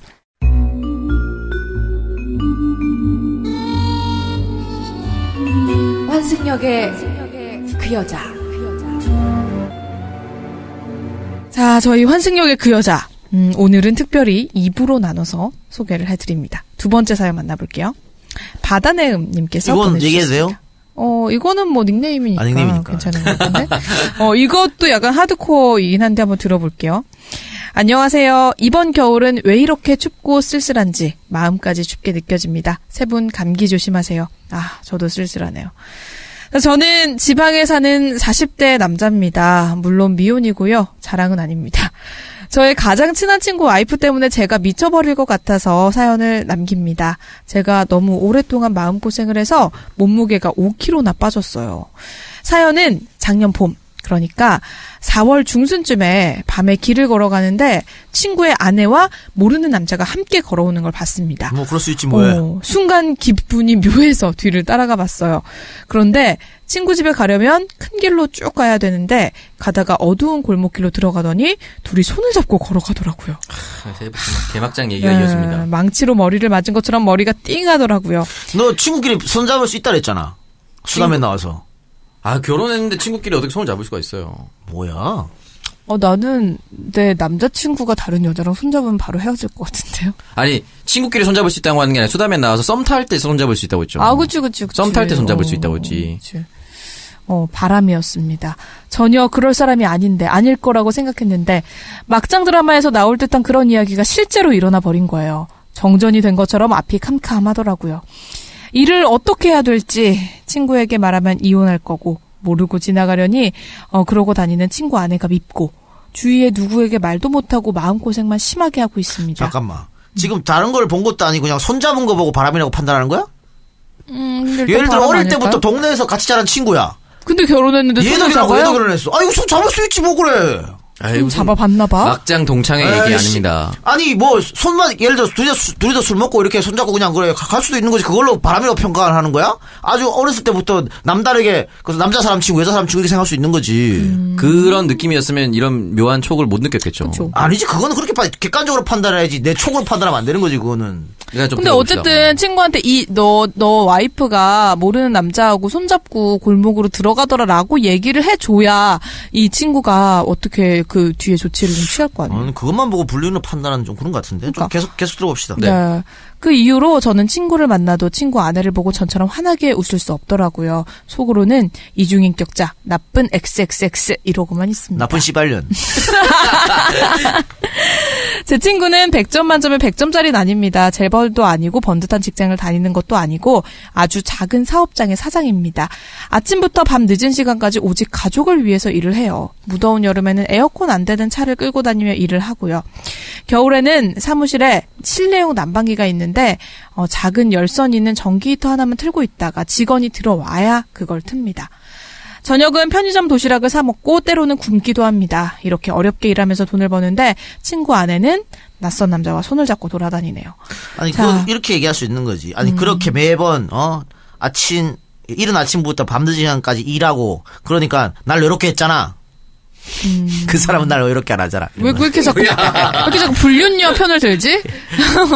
물론 이렇게 일을 열심히 하니 집안일에는 소홀하겠지요. 라고 바로 써있네요. 이 점은 저도 동의를 합니다. 그렇다고 혼자 잘 먹고 잘 살자고 하는 것도 아니잖아요. 집안일에 소홀했다고 바람이 정당화될 수는 없습니다.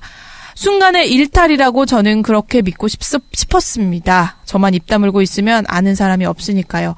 하지만 시간이 지나도 친구 아내는 여전히 바람을 피우고 있었습니다. 친구가 늦는 날이면 상대방 남자를 만나고 저는 상대방 남자 차 사진을 가지고 있어요. 수십여일 잠복해서 얻은 결과물이죠. 잠복했어? 잠복까지 수십여일을 꾸준히 이렇게 만났다는 거는 그러니까. 불륜일 가능성이 높죠. 친구에게 이렇게 얘기를 했어요. 만약에 내 와이프가 바람 피우는 걸 네가 우연히 봤으면 어떻게 하겠니? 그러니까 친구 녀석이 그러더라고요. 너한테는 죽어도 말 못하고 말하면 이혼할 거니까. 하지만 네 와이프를 만나서 이야기할 거야. 그래서 저도 친구 와이프를 만나서 이야기를 하려고 합니다. 증거사진 그리고 그 이상한 행동들 들이밀면 부정하지 못할 겁니다. 얘기를 잘해서 정신적 충격 요법을 줘서 그녀가 그만두길 바랄 뿐입니다. 내가 다 알고 있으니 이제 그만해라. 협박이라도 해보려고요. 너 그만두지 않으면 내가 친구에게 말한다고 이런 식의 협박. 이게 통할까요? 아니면 좀 더 좋은 방법이 있을까요? 부디 도와주세요. 라고 보내주셨네요.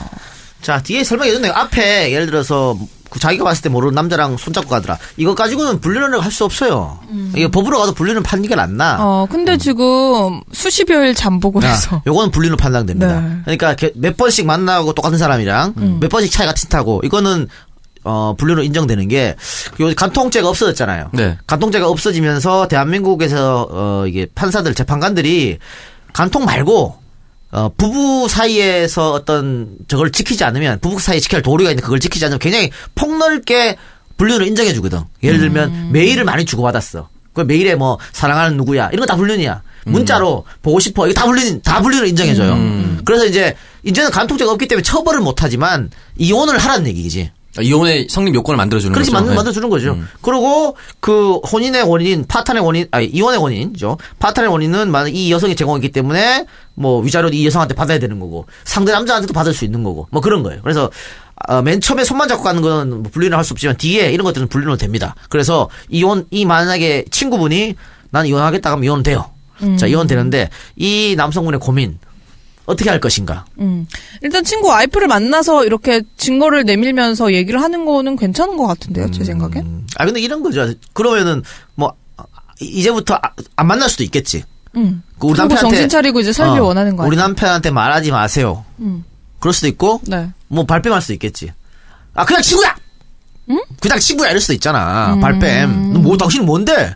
얘기해 괜찮아 이럴 수도 있잖아. 네, 불알 친구다. 뭐 그렇지. 불알이 없는데 무슨 불알 친구야. 그럼 공할 친구래. 아니 뭡니까? 그러니까 그럴 수도 있는데 어쨌든 그러면 맨 처음에 첫 번째 방법을 만약에 아내가 선택한다. 그래가지고 그 둘이 다시 이제 화목하게 산다. 남편은 모르는 일이니까. 근데 그게 과연 그 가정의 행복을 위해서 좋은 일일까? 왜요? 정신 차리고 똑바로 살면 되지. 남편이 계속 속아서 사는 거잖아. 일시적인 일탈이었다라고 보면 안 되나? 그럼 그거는 남편의 선택에 맡겨야지 뭐. 그러니까 내가 다 얘기해주고 네가 선택해라. 어? 아. 그 근데 친구한테 얘기를 하는 반대로 게 본인이 남편이 잠시 일시적인 일탈을 했어. 근데 후에 알았어. 근데 지금 정상적으로 살고 있어. 과거에 결혼했는데 일시 일탈을 한 걸 알았어요. 어떻게 할 것 같아요? 난 용서해 줄 것 같은데요. 아, 지나갔으니까? 그럼 안 걸리기만 하면 되네, 본인한테는? 안 걸리고 그냥 나한테 잘해주면. 그래, 안 걸리면 돼. 자, 그거를 권유하는 거 아닙니다. 근데. 근데. 그쵸. 이게 쉽지 않을 것 같아요. 근데 그 여자한테 얘기한다 해서 만약 돌아간다고 했을 때 그걸 어떻게 믿을 거예요, 또. 그럼 더 안 걸리게 만나면 어떡해? 사실 이게 안 걸리는 것도 진짜 능력인 게 대부분 다 걸리지 않아요? 아니, 면전에서 안 하겠습니다 하고 더 깊숙하게 은밀하게 만나면 어떡해? 그거 확인을 어떻게 할 거야? 그럴 수 있죠. 그러니까 나는 이건 진짜 어려운 것 같아. 만약에 얘기한다고 해서 이혼하겠다 하면은 오히려 더 깔끔할 수도 있어. 근데 고치겠다 해놓고 더 은밀하게 만나고 확인이 안 되면. 뭐 이럴 수도 있죠. 아내 그 친구 와이프한테 얘기했는데 잘 됐다 씨. 이참에 이혼하자 이렇게. 나도 마음에 안 들었다 이런 거야? 너 그 남자 좋은데? 이럴 수도 있잖아. 그래 이참에 걸렸는데 뭐 합치자 이렇게. 그 친구가 너무 불쌍하다. 어쩔 수 없지 뭐. 이렇게 막 열심히 일한다는 거 보니까는 뭐 직원들이 들어오면 이제 히터를 틀고 좋은 차는 직원들 구매해서 직원들한테 끌고 다니라고 하고 여름에 에어컨도 안 되는 차 끌고 다니고 보니까 굉장히 착한 분인 것 같아요. 저는 이제 참고 사는 시대는 지났다고 보거든. 예전에 우리 어머니 세대는 다 참고 살았잖아. 네. 남편이 바람을 피워도 남편이 폭력을 행사해도 다 참고 살았어. 네. 애들 때문에 참고 살고 뭐 남들 이목 때문에 참고 살고 또 뭐 친정 부모님 얼굴 봐서 참고 살고 남들이 손가락 차니까 참고 살고. 근데 요즘은 이혼이 죄예요? 예전처럼 이혼했다고 손가락질 해? 아니요. 그런 사람 없어. 그쵸. 그리고 참고 살 이유가 하나도 없어요. 애들 인생? 내 인생이 더 중요한 거야. 응? 근데 이렇게 문제가 있는 사람하고 계속 그냥 사는 것 자체, 속으면 사는 것 자체 과연 도움이 될까? 그래서 또 나는 아예 오히려 그냥 이혼하고 다른 인생 길잖아. 다른 좋은 사람하고 찾는 게, 그러니까 나한테 마음이 떠나가지고 바람 피는 거 아니야. 그렇겠죠. 나한테 마음이 떠나서 바람 피는 사람을 굳이 잡아둘 필요가 있을까? 근데 이 친구 같은 거는 가정의 행복을 위해서 잡아둔다는 거잖아. 근데 좋아. 이 사람은 이 친구분 나는 지금 잘 선택했다고 보는 게 뭐냐면 일단 물어봤잖아. 친구한테. 만일 내가 이런 똑같은 일을 당하고 어쩔 거냐. 그러니까 그 친구가 나는 얘기 절대 안 한다 했잖아요. 그러면은 그 친구가 원하는 대로 해주는 게 맞지. 나는 이게 잘 물어봤다고 봐. 당사자한테 우회적으로. 우회적으로. 나는 절대 안 한다 대신에 와이프한테 얘기하겠다. 그 사람이 그걸 원한다는 거거든. 그런 스타일 사람. 그러니까 저 같은 경우에는 알아야 돼요. 무조건 내가 다. 내가 다 알아야 돼. 그리고 판단은 내가 해. 더 살든 이혼하든 판단은 내가 하는 거야. 근데 정보를 어느 정도 조각조각 알면 그 판단이 안 돼. 그러니까 만약에 내 친구가 그런 걸 알고 있으면 모든 걸 다 내한테 얘기해줘야 돼요. 나는 우리 그런 스타일이야. 그래서 판단을 내가 용서해주고 살아도 사는 거고 꺼져라 그래서 그건 내 판단이야. 책임도 내가 지는 거고. 오히려 형 친구가 약간 좀 숨기고 있으면 더 싫어하겠네. 싫어하지. 야 씨발 나를 지금 장난치 이렇게 하지 나는. 만약에 난 그 친구가 나한테 숨기면 난 그걸 알았으면 난 그 친구 안 봅니다. 앞으로. 나한테 다 얘기해줘야 되는 거야. 근데 이런 스타일이 있고 지금 이 친구분은 그런 스타일이 아니잖아. 그럼 거기에 맞춰주는 게 맞지. 그래서 그 친구가 원하는 대로 친구 와이프를 만나가지고 내가 알고 있다. 네가 지난 여름에 한 일을 나는 알고 있다. 이러면서. 사실 저도 그래요. 저도 다 말해주는 게 편해요. 그래요? 나는 좀 달라. 모르는 게 약이다 스타일이잖아. 그냥 내 마음만 편하면 되거든. 그래서 그렇게 홍콩이 사짜라고 그래도 지금 안 믿고 있잖아. 아니야. 그래서. 아니 홍콩하고 상관이 없는데 왜 자꾸 홍콩 얘기하는지 그럼 너는 장거리 스타일이 맞아. 미치겠네 진짜. 장거리 연애 스타일이 맞아. 너는 장거리 스타일이 맞아. 맘대로 해. 멀리 간 상태에서 뭐 하는지 모르네. 난 장거리 연애 근데 안 좋아요. 장거리 연애는 절대 비춥니다. 아웃 오브 사이트 아웃 오브 마인드야. 무조건 멀어지게 돼 있어. 나는 무조건 자주 봐야 돼요. 그럼요. 그리고 일주일에 한두 번은 봐야 돼. 그래야 해소가 돼요? 네. 해소가 돼요. 일주일에 2번만 보면 돼요. 딱 좋아. 그러니까 주중에 한 번, 주말에 한 번. 그래, 딱 좋아. 그게 딱 좋아. 근데 이게 또 만약에 장거리 연애를 하게 되면 못 보는 사이에 분명히 집적되는 인간들이 있어. 또 그건 서로의 믿음이 예, 역량인 거죠. 아, 그런데 그 흔들리면 어떻게 한쪽에서 흔들리면. 흔들리면 버리는 거죠. 아, 그러니까 그게 쉽지 않다고 이게. 맞아. 장거리 연애가. 그렇습니다. 너는 좆된 거야. 장거리를 하고 있는 입장에서. 아, 맞다, 장거리구나. 늘 믿음의 영역으로 작은 것 하나 의심하지 않으려 노력하고 있습니다. 뒤통수는 항상 뒤에서 쳐맞는 거야.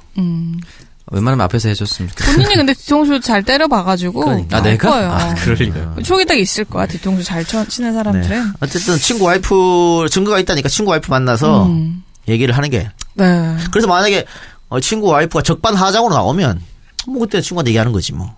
어쩔 수 없는 것이고. 그렇습니다. 근데 친구 와이프가 그러니까 지금 우리한테 사연을 보내주신 분은 친구 와이프한테 얘기를 해서 친구 와이프가 앞으로는 안 그러고 이 가정에 충실하기를 원한다는 뜻이잖아. 그럼 그렇게 해주면 평화로운 거고. 그리고 그래서 가장 베스트죠. 그렇죠. 그게. 이 친구도 모르니까 그런 일이 있었는지. 그러니까 넘어가는 거고. 근데 이게 소문이라는 것도 새어나올 수 있거든. 나중에 이 친구한테 귀에 들어갈 수도 있어요. 아니면 지금 우리한테 사연 준 분이 술에 많이 취해가지고 또 야 옛날에 말이야 어디 뭐 환갑 잔치에 가가지고. 그럴 수 있어. 부부 결혼 기념 20주년 가가지고. 우리 커플 많은 사람이 정말 술 다 먹고 만취해가지고. 대참사. 야, 20주년 뭐야, 어떤 일이 있었는지 야 알잖아. 쌍이야 네가 내가 다 알아. 뭐 이럴 수 있어. 카니발이었어. 뒷좌석 제쳐지고 올라오는 거 봤어, 내가. 이렇게 하면 끝나는 거죠. 뭐 그럴 수도 있지.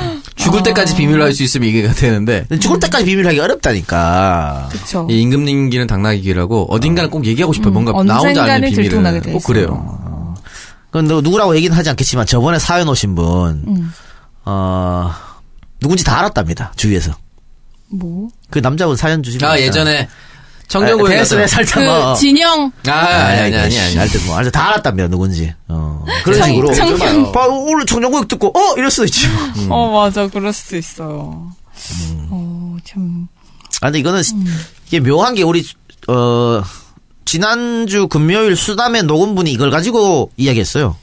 진짜요? 말해줘야 된다, 말해야 된다. 이런 비슷한 상황일 때 말해줘야 되느냐, 말해주지 않아야 되느냐. 근데 일단 이 친구에게 이렇게 물어봤을 때 와이프에게 얘기를 한다라고 했잖아요. 네. 그렇기 때문에 이분도 일단 와이프에게 얘기를 하는 게 맞는 것 같아요. 그러니까. 증거를 들이밀면서. 근데 이게 쉬운 게 아니야. 그때는 우리 수담에서는 최욱 씨는 절대로 말 안 한다 우렸어. 어떤 일이 있어도 말 안 한다. 최욱 씨는 자기 엄마가 바람 피는 걸 봐도 아빠한테 말하지 않겠다고. 절대로 말하지 않는다는 거였고. 그건 무슨 패드립이야. 그럼 아버지를 위한 거야, 엄마를 위한 거야, 아니면 내가 흠 잡기 싫은 거야. 어쨌든 박지훈 씨는 말한다. 무조건 말한다. 말해서 자기가 이제 딱 말도 말한다. 말한다. 저는 케이스 바이 케이스. 저도 케이스 바이 웬만하면 다 들을 것 같은데 이런 거는 또 얘기할 것 같기도 하고. 그렇죠. 사실 케바케가 맞죠. 예. 근데 이거는 글쎄 잘 선택한 것 같아요. 근데 이분 대단하다. 친구를 위해서 잠복 근무까지 하는. 그니까 정말. 이제 이러니까 솔로 아니 죄송합니다. 요번 이래가지고 여자친구 없는 거 아니야? 집착해서. 집착해가지고. 집착하는 남자 최악이에요. 조금만 뭐라 그러면 막 뒤에 위에 하고 막 이런 거 아니야? 안 돼. 수십여일 잠복이 평소 성격이다. 집에 데려다 준다면 막 따라하고 막. 가능성이 있어. 전화 안 받으면 갑자기 위치 추적하고 이런 거. 네, 농담입니다. 죄송합니다. 차 밑에다 위치 추적기 붙여놓고. 예전에 뭐 그런 분도 계셨죠? 유시원? 네. 누구라고 난 특정하지 않았어. 뭐 어때? 다 아는 사실인데. 그런 거 하고.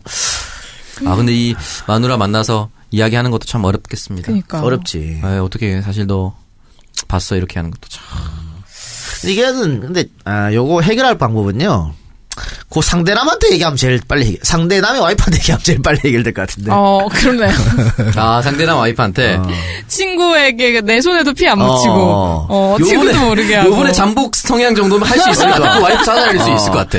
당신 남편 조심해라. 뭐 이렇게 한마디 하면 그냥 싹 해결될 것 같은데. 진짜 그러네요. 그럼 마스크 쓰고 와서 그 상대남 사진 같이 사진 찍고 그 와이프한테 딱 던져주고. 이미 상대남 사진 있을 거 아니야. 행복해 보이던데요. 본인 남편. 거의 근데 이분 흥신소 수준인데? 그 영화에서 뭐처럼 이렇게 우편으로 딱 집에 보내는 거지. 사진 찍어 있는 거. 그러면 뭐. 야, 어쨌든 한 가정 조져야 끝나는 게임입니까? 거기에다가 칼 심어가지고. 칼날. 네, 그래서 일단은 뭐 계획하신 대로 친구 하세요. 그렇게 와이프에게 하시고. 네. 만나서 원만하게 해결이 됐으면 이분이 좋겠네요. 원하는 최상의 시나리오대로 끝났으면 좋겠습니다. 네. 근데 제가 여러 번 우리 방송에서 말씀드렸습니다만은 바람을 한 번 피우는 연놈들은 없어요. 맞아요. 또 하게 돼 한 있습니다. 번도 안 핀 사람은 있어. 그럼 또 하게 돼 있어요. 한번 두고 보세요. 이분 정신도 차려가지고 계속 그 친구가 따라다니는 거 아니야? 뜻밖의 갑자기 천직을 찾았어. 잘 되시면 저희에게 뭐 사설 탐정제 술 한잔 사주시기 바랍니다. 이번에 네. 뭐 허가를 해준다며.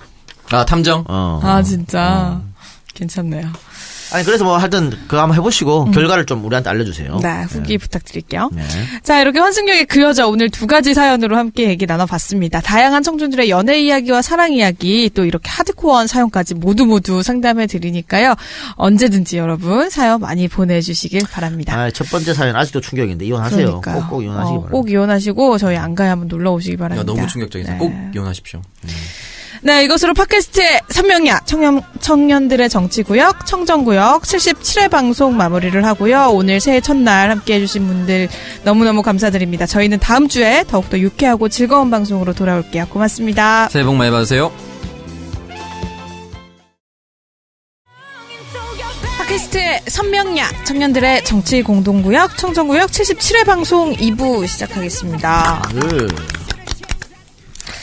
네, 이번 주에 두 분 네. 목요일에 YTN에서 공개 방송한다고요?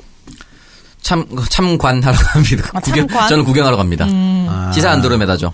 시사 안드로메다 300석인데 네. 마감이 됐어요 이미? 모르겠어요. 근데 이게 그 YTN 앱을 내려받아서 신청해야 돼. 네, 귀찮아서 많이 안 그렇다면서요. 하신 것 같은데 YTN 앱을 내려받아서 안드로메다 공개방송 신청하시면 됩니다. 귀찮으면 그냥 오세요. 300명 올 것 같아요. 한 300명 오겠지 뭐. 근데 왜 이렇게 귀찮게 신청을 하게 만들어가지고. 앱 다운로드수 늘리려고? YTN에 꼼수지. 늘리려고?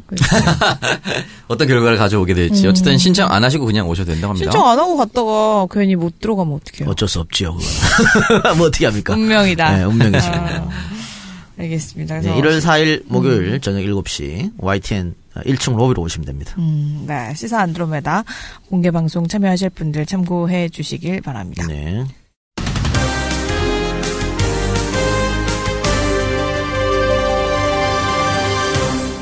네, 저희 바로 본격적인 주제 토크로 들어가 보겠습니다. 지난 연말에 이제 국민의당이 바른정당과의 통합을 앞두고 전 당원 투표를 진행을 했는데, 결과는 예상한 대로 압도적 찬성으로 나왔습니다. 뭐, 투표율하고 통합 반대 측 투표 거부 운동을 생각을 하면 뭐, 이거는 당연한 결과인 거죠. 당연한 결과죠.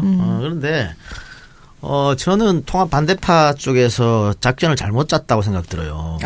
호남, 네. 그러니까 제가 지난주에도 말했지만 이게 3분의 1이 되든 안 되든 안철수를 밀어붙일 거거든. 무조건적으로. 그렇기 때문에 이 투표 반대 운동, 투표 거부 운동 하지 말고 투표해서 반대를 찍었어야 됩니다. 근데 지금 투표 반대하는 사람 투표를 안 해버렸잖아. 그러니까 30%가 안 됐고 23%만 최종 투표를 냈잖아요. 그런데 이건 다 거의 다 찬성하는 사람만 투표했잖아. 그렇기 때문에 압도적으로 74.6%가 나올 수밖에 없지. 근데 지금 안철수 쪽에서는 23% 최종 투표율이 저조하다는 걸 쏙 빼고 74.6% 내 재신임함이 이만큼 되니까 이건 압도적인 거 아니야. 그러니까 우리를 따르라. 이렇게 지금 주장하고 있는 거예요. 네. 물타기 어떻게 보면 물타기 시도하고 있는 건데, 그러니까 이렇게 여론을 호도하는 건데 반대파들이 끌려간 게 아닌가. 그래서 여기 만약에 반대파들이 다 투표하자. 그랬으면 74점 안 나오겠죠. 뭐 50% 내에서 결정되지 않았을까? 그렇게 생각 드는데. 어쨌든 뭐 찬성이 아마 높았을 겁니다. 이렇게 하든 저렇게 하든. 다만 힘을 빼기 위해서는 투표를 하라 그랬는 게 더 도움이 되지 않았을까? 왜냐면은 다참에서 반대를 만드는 게. 그러니까 3분의 1이 안 돼도 이번 봐. 3분의 1이 안 되지만 30%가 안 되지만 23%밖에 안 되지만 밀어붙이잖아. 안철수는 처음부터 밀어붙일 생각이 있었기 때문에. 그리고 이게 끝이 아니에요. 지금 어떤 분들은 착각하는데 지금 안철수가 했던 것은 찬성하느냐 반대하느냐 여기에 방점이 아니고 재심이 방점이었어. 네. 그렇기 때문에 합당을 하기 위해서는 전당대회를 한 번 더 열어야 돼요. 전당대회를 열어서 거기서 찬성 의견이 많이 나와야 이제 정말로 합당하는 거거든. 그러면 전당대회를 과연 제대로 열 것인가? 우리가 맨 처음에 얘기한 것처럼 체육관이 없어 지금. 어디서 체육관을 지금 빌릴 거야? 그러다 보니까 또 꼼수로 이 전당대회도 전자투표하자고. 안철수 측에서 나오고 있죠. 야, 이거는 한국 정당 역사상 처음 있는 일입니다. 최초의 전자투표. 전당대회를 전자투표를 한다. 이분 컴퓨터 잘해서 이게 막 해킹하고 이런 거 아닙니까? 아니, 이제 모이면 또 용팔이 같은 일이 일어난다. 또 강목이 나온다니까. 이번에도 발표할 때 그쵸. 어떤 분이 가서. 발로 집어찼잖아. 단상 집어찼잖아요. 뭐 그런 것처럼, 그러기 때문에 아예 전당대회를 오프에선 치르지 않고. 아예 그냥. 또 왜냐면 전자투표로. 지금 전당대회 의장이 이상돈 의원이에요. 네. 안 열어주면 끝이 아닙니까? 이상돈 의원이 나 못하겠다 그랬거든. 아니 의장이 개회를 선언합니다. 땅땅땅 해야 개회가 되는데. 근데 전자투표 방식을 쓴다고 해도 개회 선언은 있어야 되잖아요. 그렇죠. 전자투표 방식도 의장의 개선은. 아니 그래서 지금 안철수 측에서는 이상돈을 아웃시키겠다는 거거든. 미리 이상돈을 아웃시키고 다른 사람을 올려가지고 그러니까 이상돈을 탄핵해서 다른 사람 올려가지고 하겠다는. 그러니까 어떻게 이렇게 하든 저렇게 하든 무조건 한다는 거에 방점이 있기 때문에 뭐 이건 뭐 이렇게 하든 저렇게 하든 통과될 것 같아요. 그러면 뭐 이제 방을 뺄 수밖에 없지 뭐 이제 이혼할 수밖에 없는 그런 상황인 거죠. 그렇죠. 근데 이제 이게 뭐 제2의 용팔이가 될 것이다라는 얘기도 지금 나오고 있는 거. 전당대회를 마무리 지으려고 할 텐데 설 귀향길 후에 이제 국민들이 이 당의 모습을 보고 어떤 얘기를 하게 될지도 궁금해집니다. 그러니까 나는 전당대회를 오프에서 해가지고 강목이 날아갔다는 거. 오랜만에 용팔이 보고 싶어. 정치 노화를 오랜만에 한번 보고 싶었는데. 하이바와 강목. 그래. 아니 우리 기본이지. 부대 모으고 있었을 수도 있는데 지금 이미 부대 소집 내리고 있었을지도 모르는데 안타깝네요. 전자투표하면은. 그러니까요. 강목이 날아다녀야 되는데. 나 진짜 반대파들 그냥 이상돈 꼬셔가지고 하자 그래요. 압도적으로 반대를 만들면 되지 않나? 뭐 불가능할지도 모르겠지만 어쨌든 진짜. 안 하고 그냥 하는 것보다 그냥 다 참여해서 하는 게. 제가 몇 번 얘기했지만 투표하면 무조건 안철수 쪽이 이기게 돼 있어요. 그러니까 지는 걸 뻔히 알기 때문에 반대파들은 그냥 아예 이걸 안 만들려고 시도조차를 안 하게 하려고 지금 이렇게 하는 거죠. 근데 이렇게 하든 저렇게 하든 길은 정답은 정해졌다라고 하는 거죠. 맞습니다. 그래서 앞으로 어떤 재미있는 일이 또 이어지게 될지 한번 지켜보고요. 저희 광고 듣고 와서 다음 주제로 계속 넘어가 볼게요. 네, 이근홍 그린 세무회계 사무소에서 광고를 보내주셨습니다. 자, 법인 및 개인 사업자의 세무회계 업무 대리해드리고요. 양도소득세 및 상속증여세 상담, 또 경영자문 등 세무회계 관련 업무들을 진행하고 있습니다. 자, 전국 어디서든 세무신고는 가능하다고 하니까요. 세무 관련해서 궁금한 점 있으신 청취자분들 언제든지 연락 주시길 바랍니다. 팟캐스트 청취자분들을 위한 할인도 가능하다고 하는데요. 네이버와 다음에서 이근홍 그린 세무사라고 검색을 해주시길 바랍니다. 자, 연락처는 010-9308-3011, 010-9308-3011번으로 전화를 주시면 되겠습니다. 자, 그리고 두 번째 광고, 어준미트 광고도 보내주셨습니다. 새로운 이벤트가 시작이 됐는데, 대낮부터 배 터지게 고기 먹기, 대배고입니다. 대낮부터 배 터지게 고기 먹기 이벤트가 있다고 합니다. 자, 2018년 4월에서 10월, 이걸 일단 잠정적으로, 설정을 해놓은 거라고 하고요. 매월 셋째 주 토요일, 낮 1시에 난지 캠핑장 피크닉존에서 대낮부터 배 터지게 고기 먹기 대배고 이벤트를 진행을 한다고 합니다. 자, 매월 1일 공지 게시판에서 대배고 이벤트 글에 댓글로 참가 신청하신 회원 선착순 10분, 신청자 본인 포함해서 2명까지 참가가 가능하다고 합니다.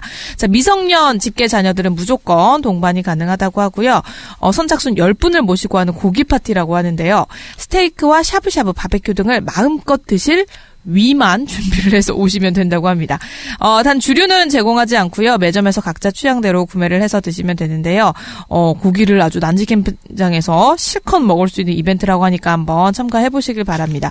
자, 그리고 행사 중에 시사와 정치 퀴즈 문제 맞추시는 분들께는 상금도 있다고 하는데 5등은 2만 원, 4등 3만 원, 3등 5만 원, 2등 7만 원, 1등은 무려 10만 원의 상금이 걸려 있다고 합니다, 여러분.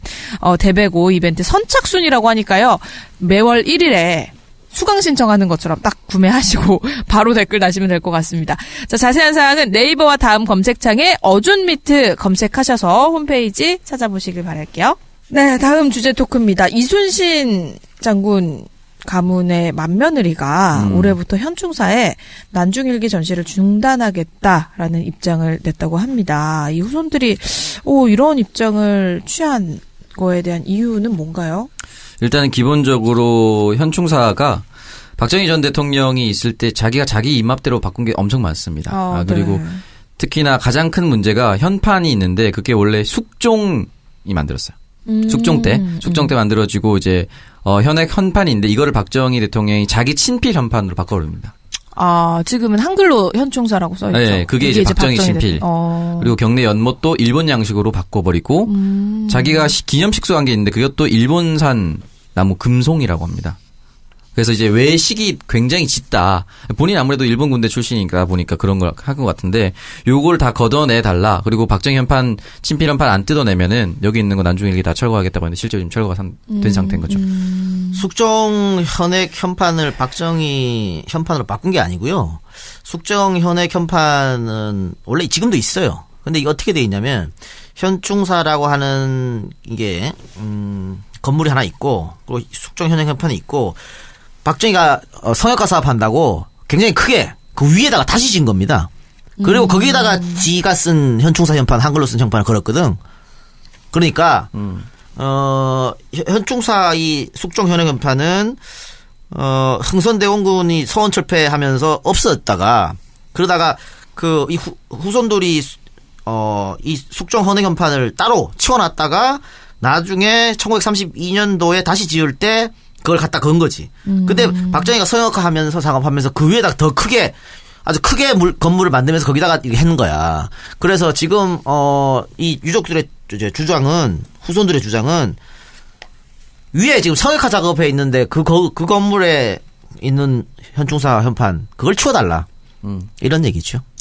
그러면은 지금 반대하는 사람들은 이런 거야. 그걸 만약에 치우면 아랫부분에 있는 현충사 현판을 위에다 갖다 걸면 원래 있는 곳에는 뭘 걸어야 되냐.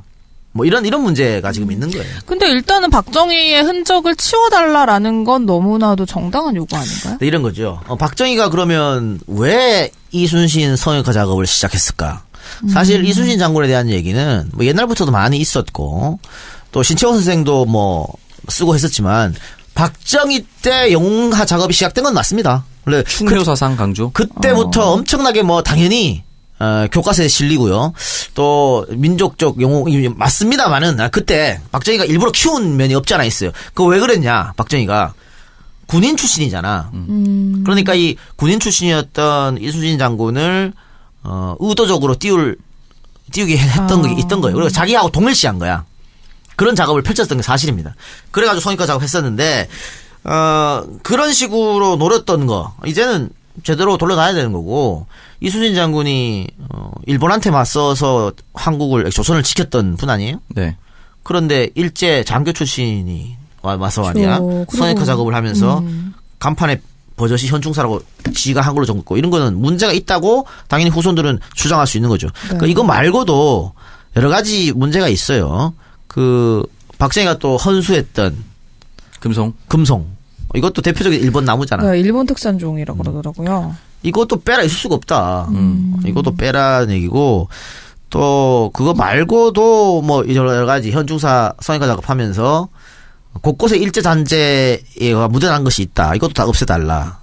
이런 얘기잖아요. 근데 일단은 문화재청이 이 작년 11월에 회의를 통해서 박정희가 식수한 금송을 사당 밖으로 옮기기로 결정을 했다고 합니다. 됐네, 금송에 그러면. 대해서는. 근데 현판 교체하는 문제에 대해서는 아직도 아무런 답변을 내놓지 않아서 여기에 대해서 이제 만며느리 분이 이제는 난중일기를 비롯한 충무공 유물 일체를 현충사에 전시할 수 없다라는 그러니까는 아마 이순신 후손들은 계속해서 신경 쓰였던 거야, 이 문제가. 그런데 박근혜 정권에서는 말도 안 되는 소리 아니에요? 그렇죠. 안 됐기 때문에 말 못하다가 이제 정권이 바뀌었으니까 제자리로 좀 찾아달라는 그런 항의, 좀 제대로 되는 항의 같고요. 특히 다른 조경도 지금 외식으로 돼 있다고 하는데. 네. 지금 석등도 일본 정원에서 쓰는 거라고 하더라고요. 네. 그때 다 그랬지 다 쉽게 그냥 일본 거 갖다가 심고 했는데. 노태우 때 많이 고치긴 했습니다만 아직도 남아있다고 하니까. 네, 거의 20년간. 20억. 네. 20억을 들여서. 그러니까 다른 사람도 아니고 충무공 장군한테 이런 식으로 하면 안 되는 거지. 충무공의 정신이 깃들어 있는 곳에. 거기에다가 일본식 조경을 하는 건 대체 무슨 생각이었을까? 아니, 그러니까 그때는 기술자들도 그렇고 다들 아무 생각 없이 했을 거예요. 그러니까 그 박정희 때 만든 본인의 의지도 있었겠지만 그 당시 한국 전통 문화나 건축 구조를 공부한 사람이 많이 없었다라고 하는 것도 지금 전문가들의 의견인 거죠. 아니 그래서 문화재청이 이거는 예를 들어서 아까 전에 그러면은 지금 있는 숙종 헌해 견판을 위로 올리면 밑에 있는 곳은 어떻게 하냐?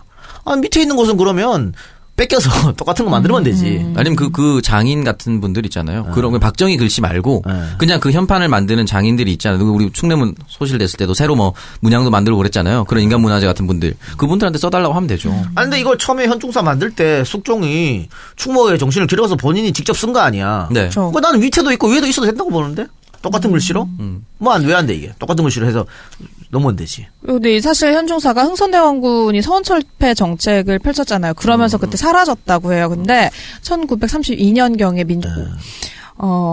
그러면 이제 안철수 퇴진운동이 같이 일어나는 아니 같이 일어나든 말든 이미 결정된 거예요. 이거는 바른정당은 뭐 이렇게 지금 의견이 나누는 게 아니잖아 의견이. 그러니까 그렇죠. 바른정당은 그냥 갈 거고 국민의당만 전당대회에서 통과되면 이제 일사천리로 진행되는 거죠. 그러니까 아마 지금부터 물밑 교섭을 아마 시작할 겁니다. 이미 하고 있다고 하고 2+2 뭐 이런 거 할 거예요. 네. 해가지고 1월 말 빠르면 늦으면 뭐 2월 초 안에 합당을 완성하는 시나리오를 하지 않을까. 그러니까 어쨌든 뭐 설 전에는 합당이 되지 않을까 싶고 그러면 합당에 반대하는 사람은 나가든가 해야지 뭐. 아니 전당대 의장 이상돈 의원은 비례대표 의원이잖아요. 예. 만약에 나가면은 그냥 의원직 상실로 끝나는 거예요? 그러면 그렇죠. 그럼 못 나가면은 지들이 당을 따로 해서 나가든가 뭐 방법을 세우겠죠. 예. 그러니까 지금 반대파 의원들 우리가 왜 나가냐 이러고 있잖아. 네. 그러고 있기 때문에. 예. 그렇습니다. 그리고 이제 뭐 하도 싸우다가 굉장히 유치한 설전을 막 벌이더라고요. 안철수는 뭐 창당자금 1억 내가 다 냈다고. 의원들 10,000원짜리 한 장 안 냈다. 그 투자자 입장인 거. 벤처 기업가다운 발상인 것 같아요. 또 이자까지 돌려받아 놓고 굉장히 유치하다. 돈 얘기는 정당에서 잘 안 하지. 그러니까. 잘 안 하는데 이 얘기 왜 나왔냐면 종편에 안철수가 출연해가지고 돈을 잘 안 쓴다는 이야기가 있다 이런 질문을 받으니까 뭔 소리냐. 내가 국민의당 창당할 때 내가 돈 다 냈다 이거거든. 근데 뒤에가 빠졌지. 다 냈다가 다 돌려받았다 이걸 빠졌죠. 유성엽 의원이 밝혔죠. 예. 이자까지 붙여서 돌려받았다고. 그러니까 이게 뭐냐면요. 자 정당을 맨 처음에 창당할 때 당연히 돈이 있어야죠. 돈이 있어야 돼. 뭐 사무실도 빌려야 되고 여러 가지 뭐 필요한 게 많잖아. 국회의사당 바로 맞은편에 국민의당 당사 있습니다. 그게 거기에 필요한 돈을 안철수가 지가 내고 당이 창당되고 나면 정당 보조금이 나옵니다. 정당 보조금이 나오는데 그 총선에서 의외에 좋은 수확을 거뒀기 때문에 돈이 굉장히 많이 나왔어요. 국민의당 쪽으로. 그러니까 안철수가 많이 나왔네? 내가 낸 거 당연히 돌려받으면서 이자까지 갖고 갔다? 이게 지금 유성엽의 주장이잖아. 네. 근데 안철수만 돈 낸 게 아니에요, 국민의당에서. 다른 사람도 돈 낸 사람 많아. 전국 정당인데 혼자만 그렇게 돈을 다 내고 했겠습니까? 돈 낸 사람들 많은데 문제는 이런 거지. 안철수 말고 돈 낸 사람들이 야 그냥 돈 냈겠어? 당연히 공천을 바라고 냈을 거 아니야. 근데 공천을 바라고 국회의원도 있을 수 있지만은 다음 지방선거를 겨냥해서 공천 돈 헌금 낸 사람도 있을 거라고. 그럼요. 그러니까 지방선거는 많잖아요. 구청장도 있고 무슨 뭐 시의원도 있고 도의원도 있고 많잖아. 그쵸. 그런 사람들이 총선 결과를 보고 야 이거 다음에 지방선거도 내가 국민의당 후보 간판 달고 나가면 나가겠네? 해볼만하네? 뭐 이렇게 그런 하면은. 생각으로 돈을 안 돌려받은 사람이 있다고. 공천을 생각해서. 그러면 그 사람들은 지금 안철수가 입 닫고 지금 합당한다 그럴 때 가만히 있겠어? 그렇죠. 지분율을 당연히 생각할 텐데. 그런 것들이 나와가지고 지금 밑바닥부터 지금 날린 겁니다. 이게 돈 싸움이 개싸움이 되는 거예요. 근데 그 말은 못하지 밖으로. 그런 거 때문에 하도 말은 못하지. 내가 그것 때문에 돈 냈는데라고 얘기하기는 좀 그렇잖아. 못하지. 그런 저런 사정이 있어요. 그래서 안철수만 돈 낸 건 아니다 확실한 거는. 그건 그렇게 될 수가 없는 게 저도 지역위원장 할 때 한 달에 10만 원씩 냅니다. 그러니까 전국의 지역위원장을 뿌리 받고 있으면 그때부터 돈을 내야 돼요. 그러면 돈을 혼자만 다 썼다는 건 자체가 말이 안 되는 겁니다. 당헌 당규상도 말이 안 되는 거예요. 그거는. 그리고 공천 하잖아요. 공천 신청할 때 저도 정당에 국회의원 후보 신청할 때 150인가 300만 원 냈습니다. 그럼 지난번 총선할 때 국민의당에 국회의원 후보가 되기 위해서 돈 낸 사람들 다 자기 돈 냈잖아요. 국회의원도 특별 낭비네요. 지금 정동영도 대선 때 1,000만씩 냈다 그러잖아 국회의원들. 네, 다 냈죠. 네, 맞아요. 정보 의원들. 그러고 있기 때문에 뭐 혼자 돈 냈다는 건 말이 안 되는 거고. 뭐 받아갈 수도 있지. 받아갈 수도 있는데 이자까지 받아갔다는 건 좀 그렇네. 왜냐면 투자자니까. 은행이야? 투자자니까. 이것도 정당 보조금 나온 것도 당의 재산이거든. 당의 자산이에요. 이걸 가만히 있다가 뭐 쓸 때 쓰고 선거 때 쓰고 이렇게 해야 된다고. 해야 되는데 이걸 이자까지 받아갔다는 건 이해할 수 없네. 근데 유성엽이 밝히라 그랬는데 안철수가 안 받아갔다 얘기할 거 아니야. 안 하는 거 보니까 받아갔는 모양이래. 받아갔을 것 같아요. 그래서 일단 뭐 안철수 측에서 어떤 방식으로 전당대회를 진행을 하려고 하면 반대 측에서 막을 방법은 없어요. 없을 것 같은데. 그러니까 일단 아까 얘기한 대로 당대표 출마를 못 막은 게 호남 의원들 입장에서는 굉장히 큰 실책일 거고. 이럴 줄 몰랐지. 그렇죠. 왜냐면은 그때 당대표 출마하고 토론회 할 때도 그 합당한다는 이야기가 있다고 슬쩍 얘기했는데 그때 안철수가 아니라고 절대 아니라고 계속 얘기했어. 몇 번이나 얘기했어요. 당대표 토론 때 그런 얘기가 나왔었는데 안 한다고 했었죠. 다 거짓말이네. 듣통한 거지. 자, 그렇네요. 일단 뭐 안철수 측은 설 전에 어떻게든 쪽 지사들이 성금을 모아서 이제 다시 지은 게 바로 이 현충사라고 합니다. 근데 1966년에 박정희 전 대통령의 성역화 작업으로 지어진 현충사까지 해서 지금 두 개가 아까 말씀하신 대로 공존하고 있는데. 그러면 원래 현충사가 있는 곳에 지금처럼 숙종헌액 현판을 걸어놓고 그러니까. 성역화 작업하고 했던 위에 있는 현충사에는 충무공 선생의 글씨 있잖아. 여기 현충사인지 아니까. 네. 충무공 선생의 글을 위에다가 간판에 하면 어때? 그 필체를 가져와서. 필체를 갖고 와서. 괜찮지 않나? 그것도 의미가 있네요. 네. 박정희 건 빼면 되는 거지 뭐 그래. 중요한 건 이제 포인트는 박정희 걸 네. 빼달라는 거니까. 그쵸. 그러니까 이걸 난 문화재청이 뭐 논의하고 토론하고 논쟁할 필요는 없을 것 같은데. 또 어쨌든 후손들이 원하는 걸 지켜줘야죠. 네, 후손들이 원하는 건 일단 박정희의 흔적을 치워달라는 거잖아요. 그 난중일기도 우리가 빨리 그런 데 가고 그런 거 보러 가지 뭐하러 갑니까? 네, 그렇죠. 네, 그래서 이제 문화재청에서 좀 하루빨리 서둘러서 이런 사항들을 검토를 해야 될 것 같습니다. 그래서 난중일기를 비롯한 이순신 장군 관련 유물들을 좀 제자리에 돌려놓기를 기대를 해보겠습니다. 자, 계속해서 다음 주제로 넘어가 보겠습니다. 지난 12월 28일에 김해에 있는 한 고시원에서 노르웨이 국적의 40대 남성이 숨진 채 발견이 됐다고 합니다. 숨진 사람은 8살이었던 1980년에 노르웨이로 입양된 입양인으로 알려져서 더 안타까움을 주고 있는데 이게 또 사망하고 나서 열흘이나 지나서 발견이 됐다고 하더라고요. 일종의 그 해외로 입양된 사람이 자기 부모님을 찾기 위해서 왔는데 어떻게 보면 무연사 한 거나 네, 다름없게 그렇죠. 돼버린 거죠. 그 10일 동안 못 찾았다는 거 보니까. 근데 이게 장례 절차도 잘 안 됐는 게 아버지 그 입양을 하셨던 해외 아버지는 돌아가셨고 그 어머니는 길러주셨던 양어머니는 연락이 지금 안 된다고 하더라고요. 연락이 닿지 않아서 장례도 치러지지 않는다. 근데 이걸 보면서 그 사람이 죽은 것도 안타깝지만 기본적으로 입양을 갔던 사실 우리나라가 굉장히 입양 수출국이나 무슨 고아 수출국이라는 오명이 있습니다. 굉장히 많은 수출을 했고 그래서 그 실제로 김대중 대통령이 입양을 너무 많이 보내서 대통령으로서 사과한다라는 발표를 했었고요. 그래서 이번에 이걸 보면서 입양을 두 가지가 이제 포인트가 있는 것 같아요. 하나는 해외로 입양을 많이 안 보내도록 만드는 게 첫 번째인 것 같고 두 번째는 만약에 지금 이미 입양을 간 1953년부터 55년부터 시작된 걸로 알고 있는데 입양을 보낸 사람들이 우리나라에 와서 뿌리찾기를 할 때 조금 그 데이터베이스를 잘 정돈을 해서 쉽게 찾아줄 수 있도록 이렇게 혼자 와가지고 개인이 찾고 있잖아요. 이거 사실 말이 안 되는 거예요. 기본적으로 그 기관이라든지 흔히 말하는 중앙입양원에서 가지고 있어야 되는데 네. 중앙입양원이 그 정보를 가지고 있지 않았다는 거예요. 그리고 입양특례법을 어긴 기관도 있습니다. 그래서 만약에 입양기관이 폐쇄될 경우에 입양기관이 가지고 있는 모든 정보를 중앙입양원으로 이관을 시켜야 되는데 이관시키지 않고 폐쇄된 곳도 있어요. 그러면 거기서 입양을 간 사람들은 모든 정보를 잃어버리는 거예요. 아무것도 못 찾는 거예요. 그 기관 자체가 사라지면은. 근데 법적으로 가져와야 되는데 그때 가져오지 못했다라는 비판도 받고 있습니다. 그러니까 지금 최성우 씨 네. 본명이 이제 한국 이름이 최성우 씨죠. 네. 이분 같은 경우에는 일단 입양돼서 친모를 찾고 싶어서 한국에 왔잖아. 그런데 방법이 없어요. 기록도 이제 소실됐을 거고. 네. 네. 그래서 아마 결국은 우울증, 알코올 중독, 뭐 각종 질병 뭐 이렇게 해갖고 사망한 것 같은데. 2013년에 한국에 들어왔는데 그러니까. 그 아마 그 노르웨이에서 양부모로부터 사랑받고 자라고 적응을 했다면은 이렇게 한국에 와서 부모를 5년 동안 찾고 그랬을까?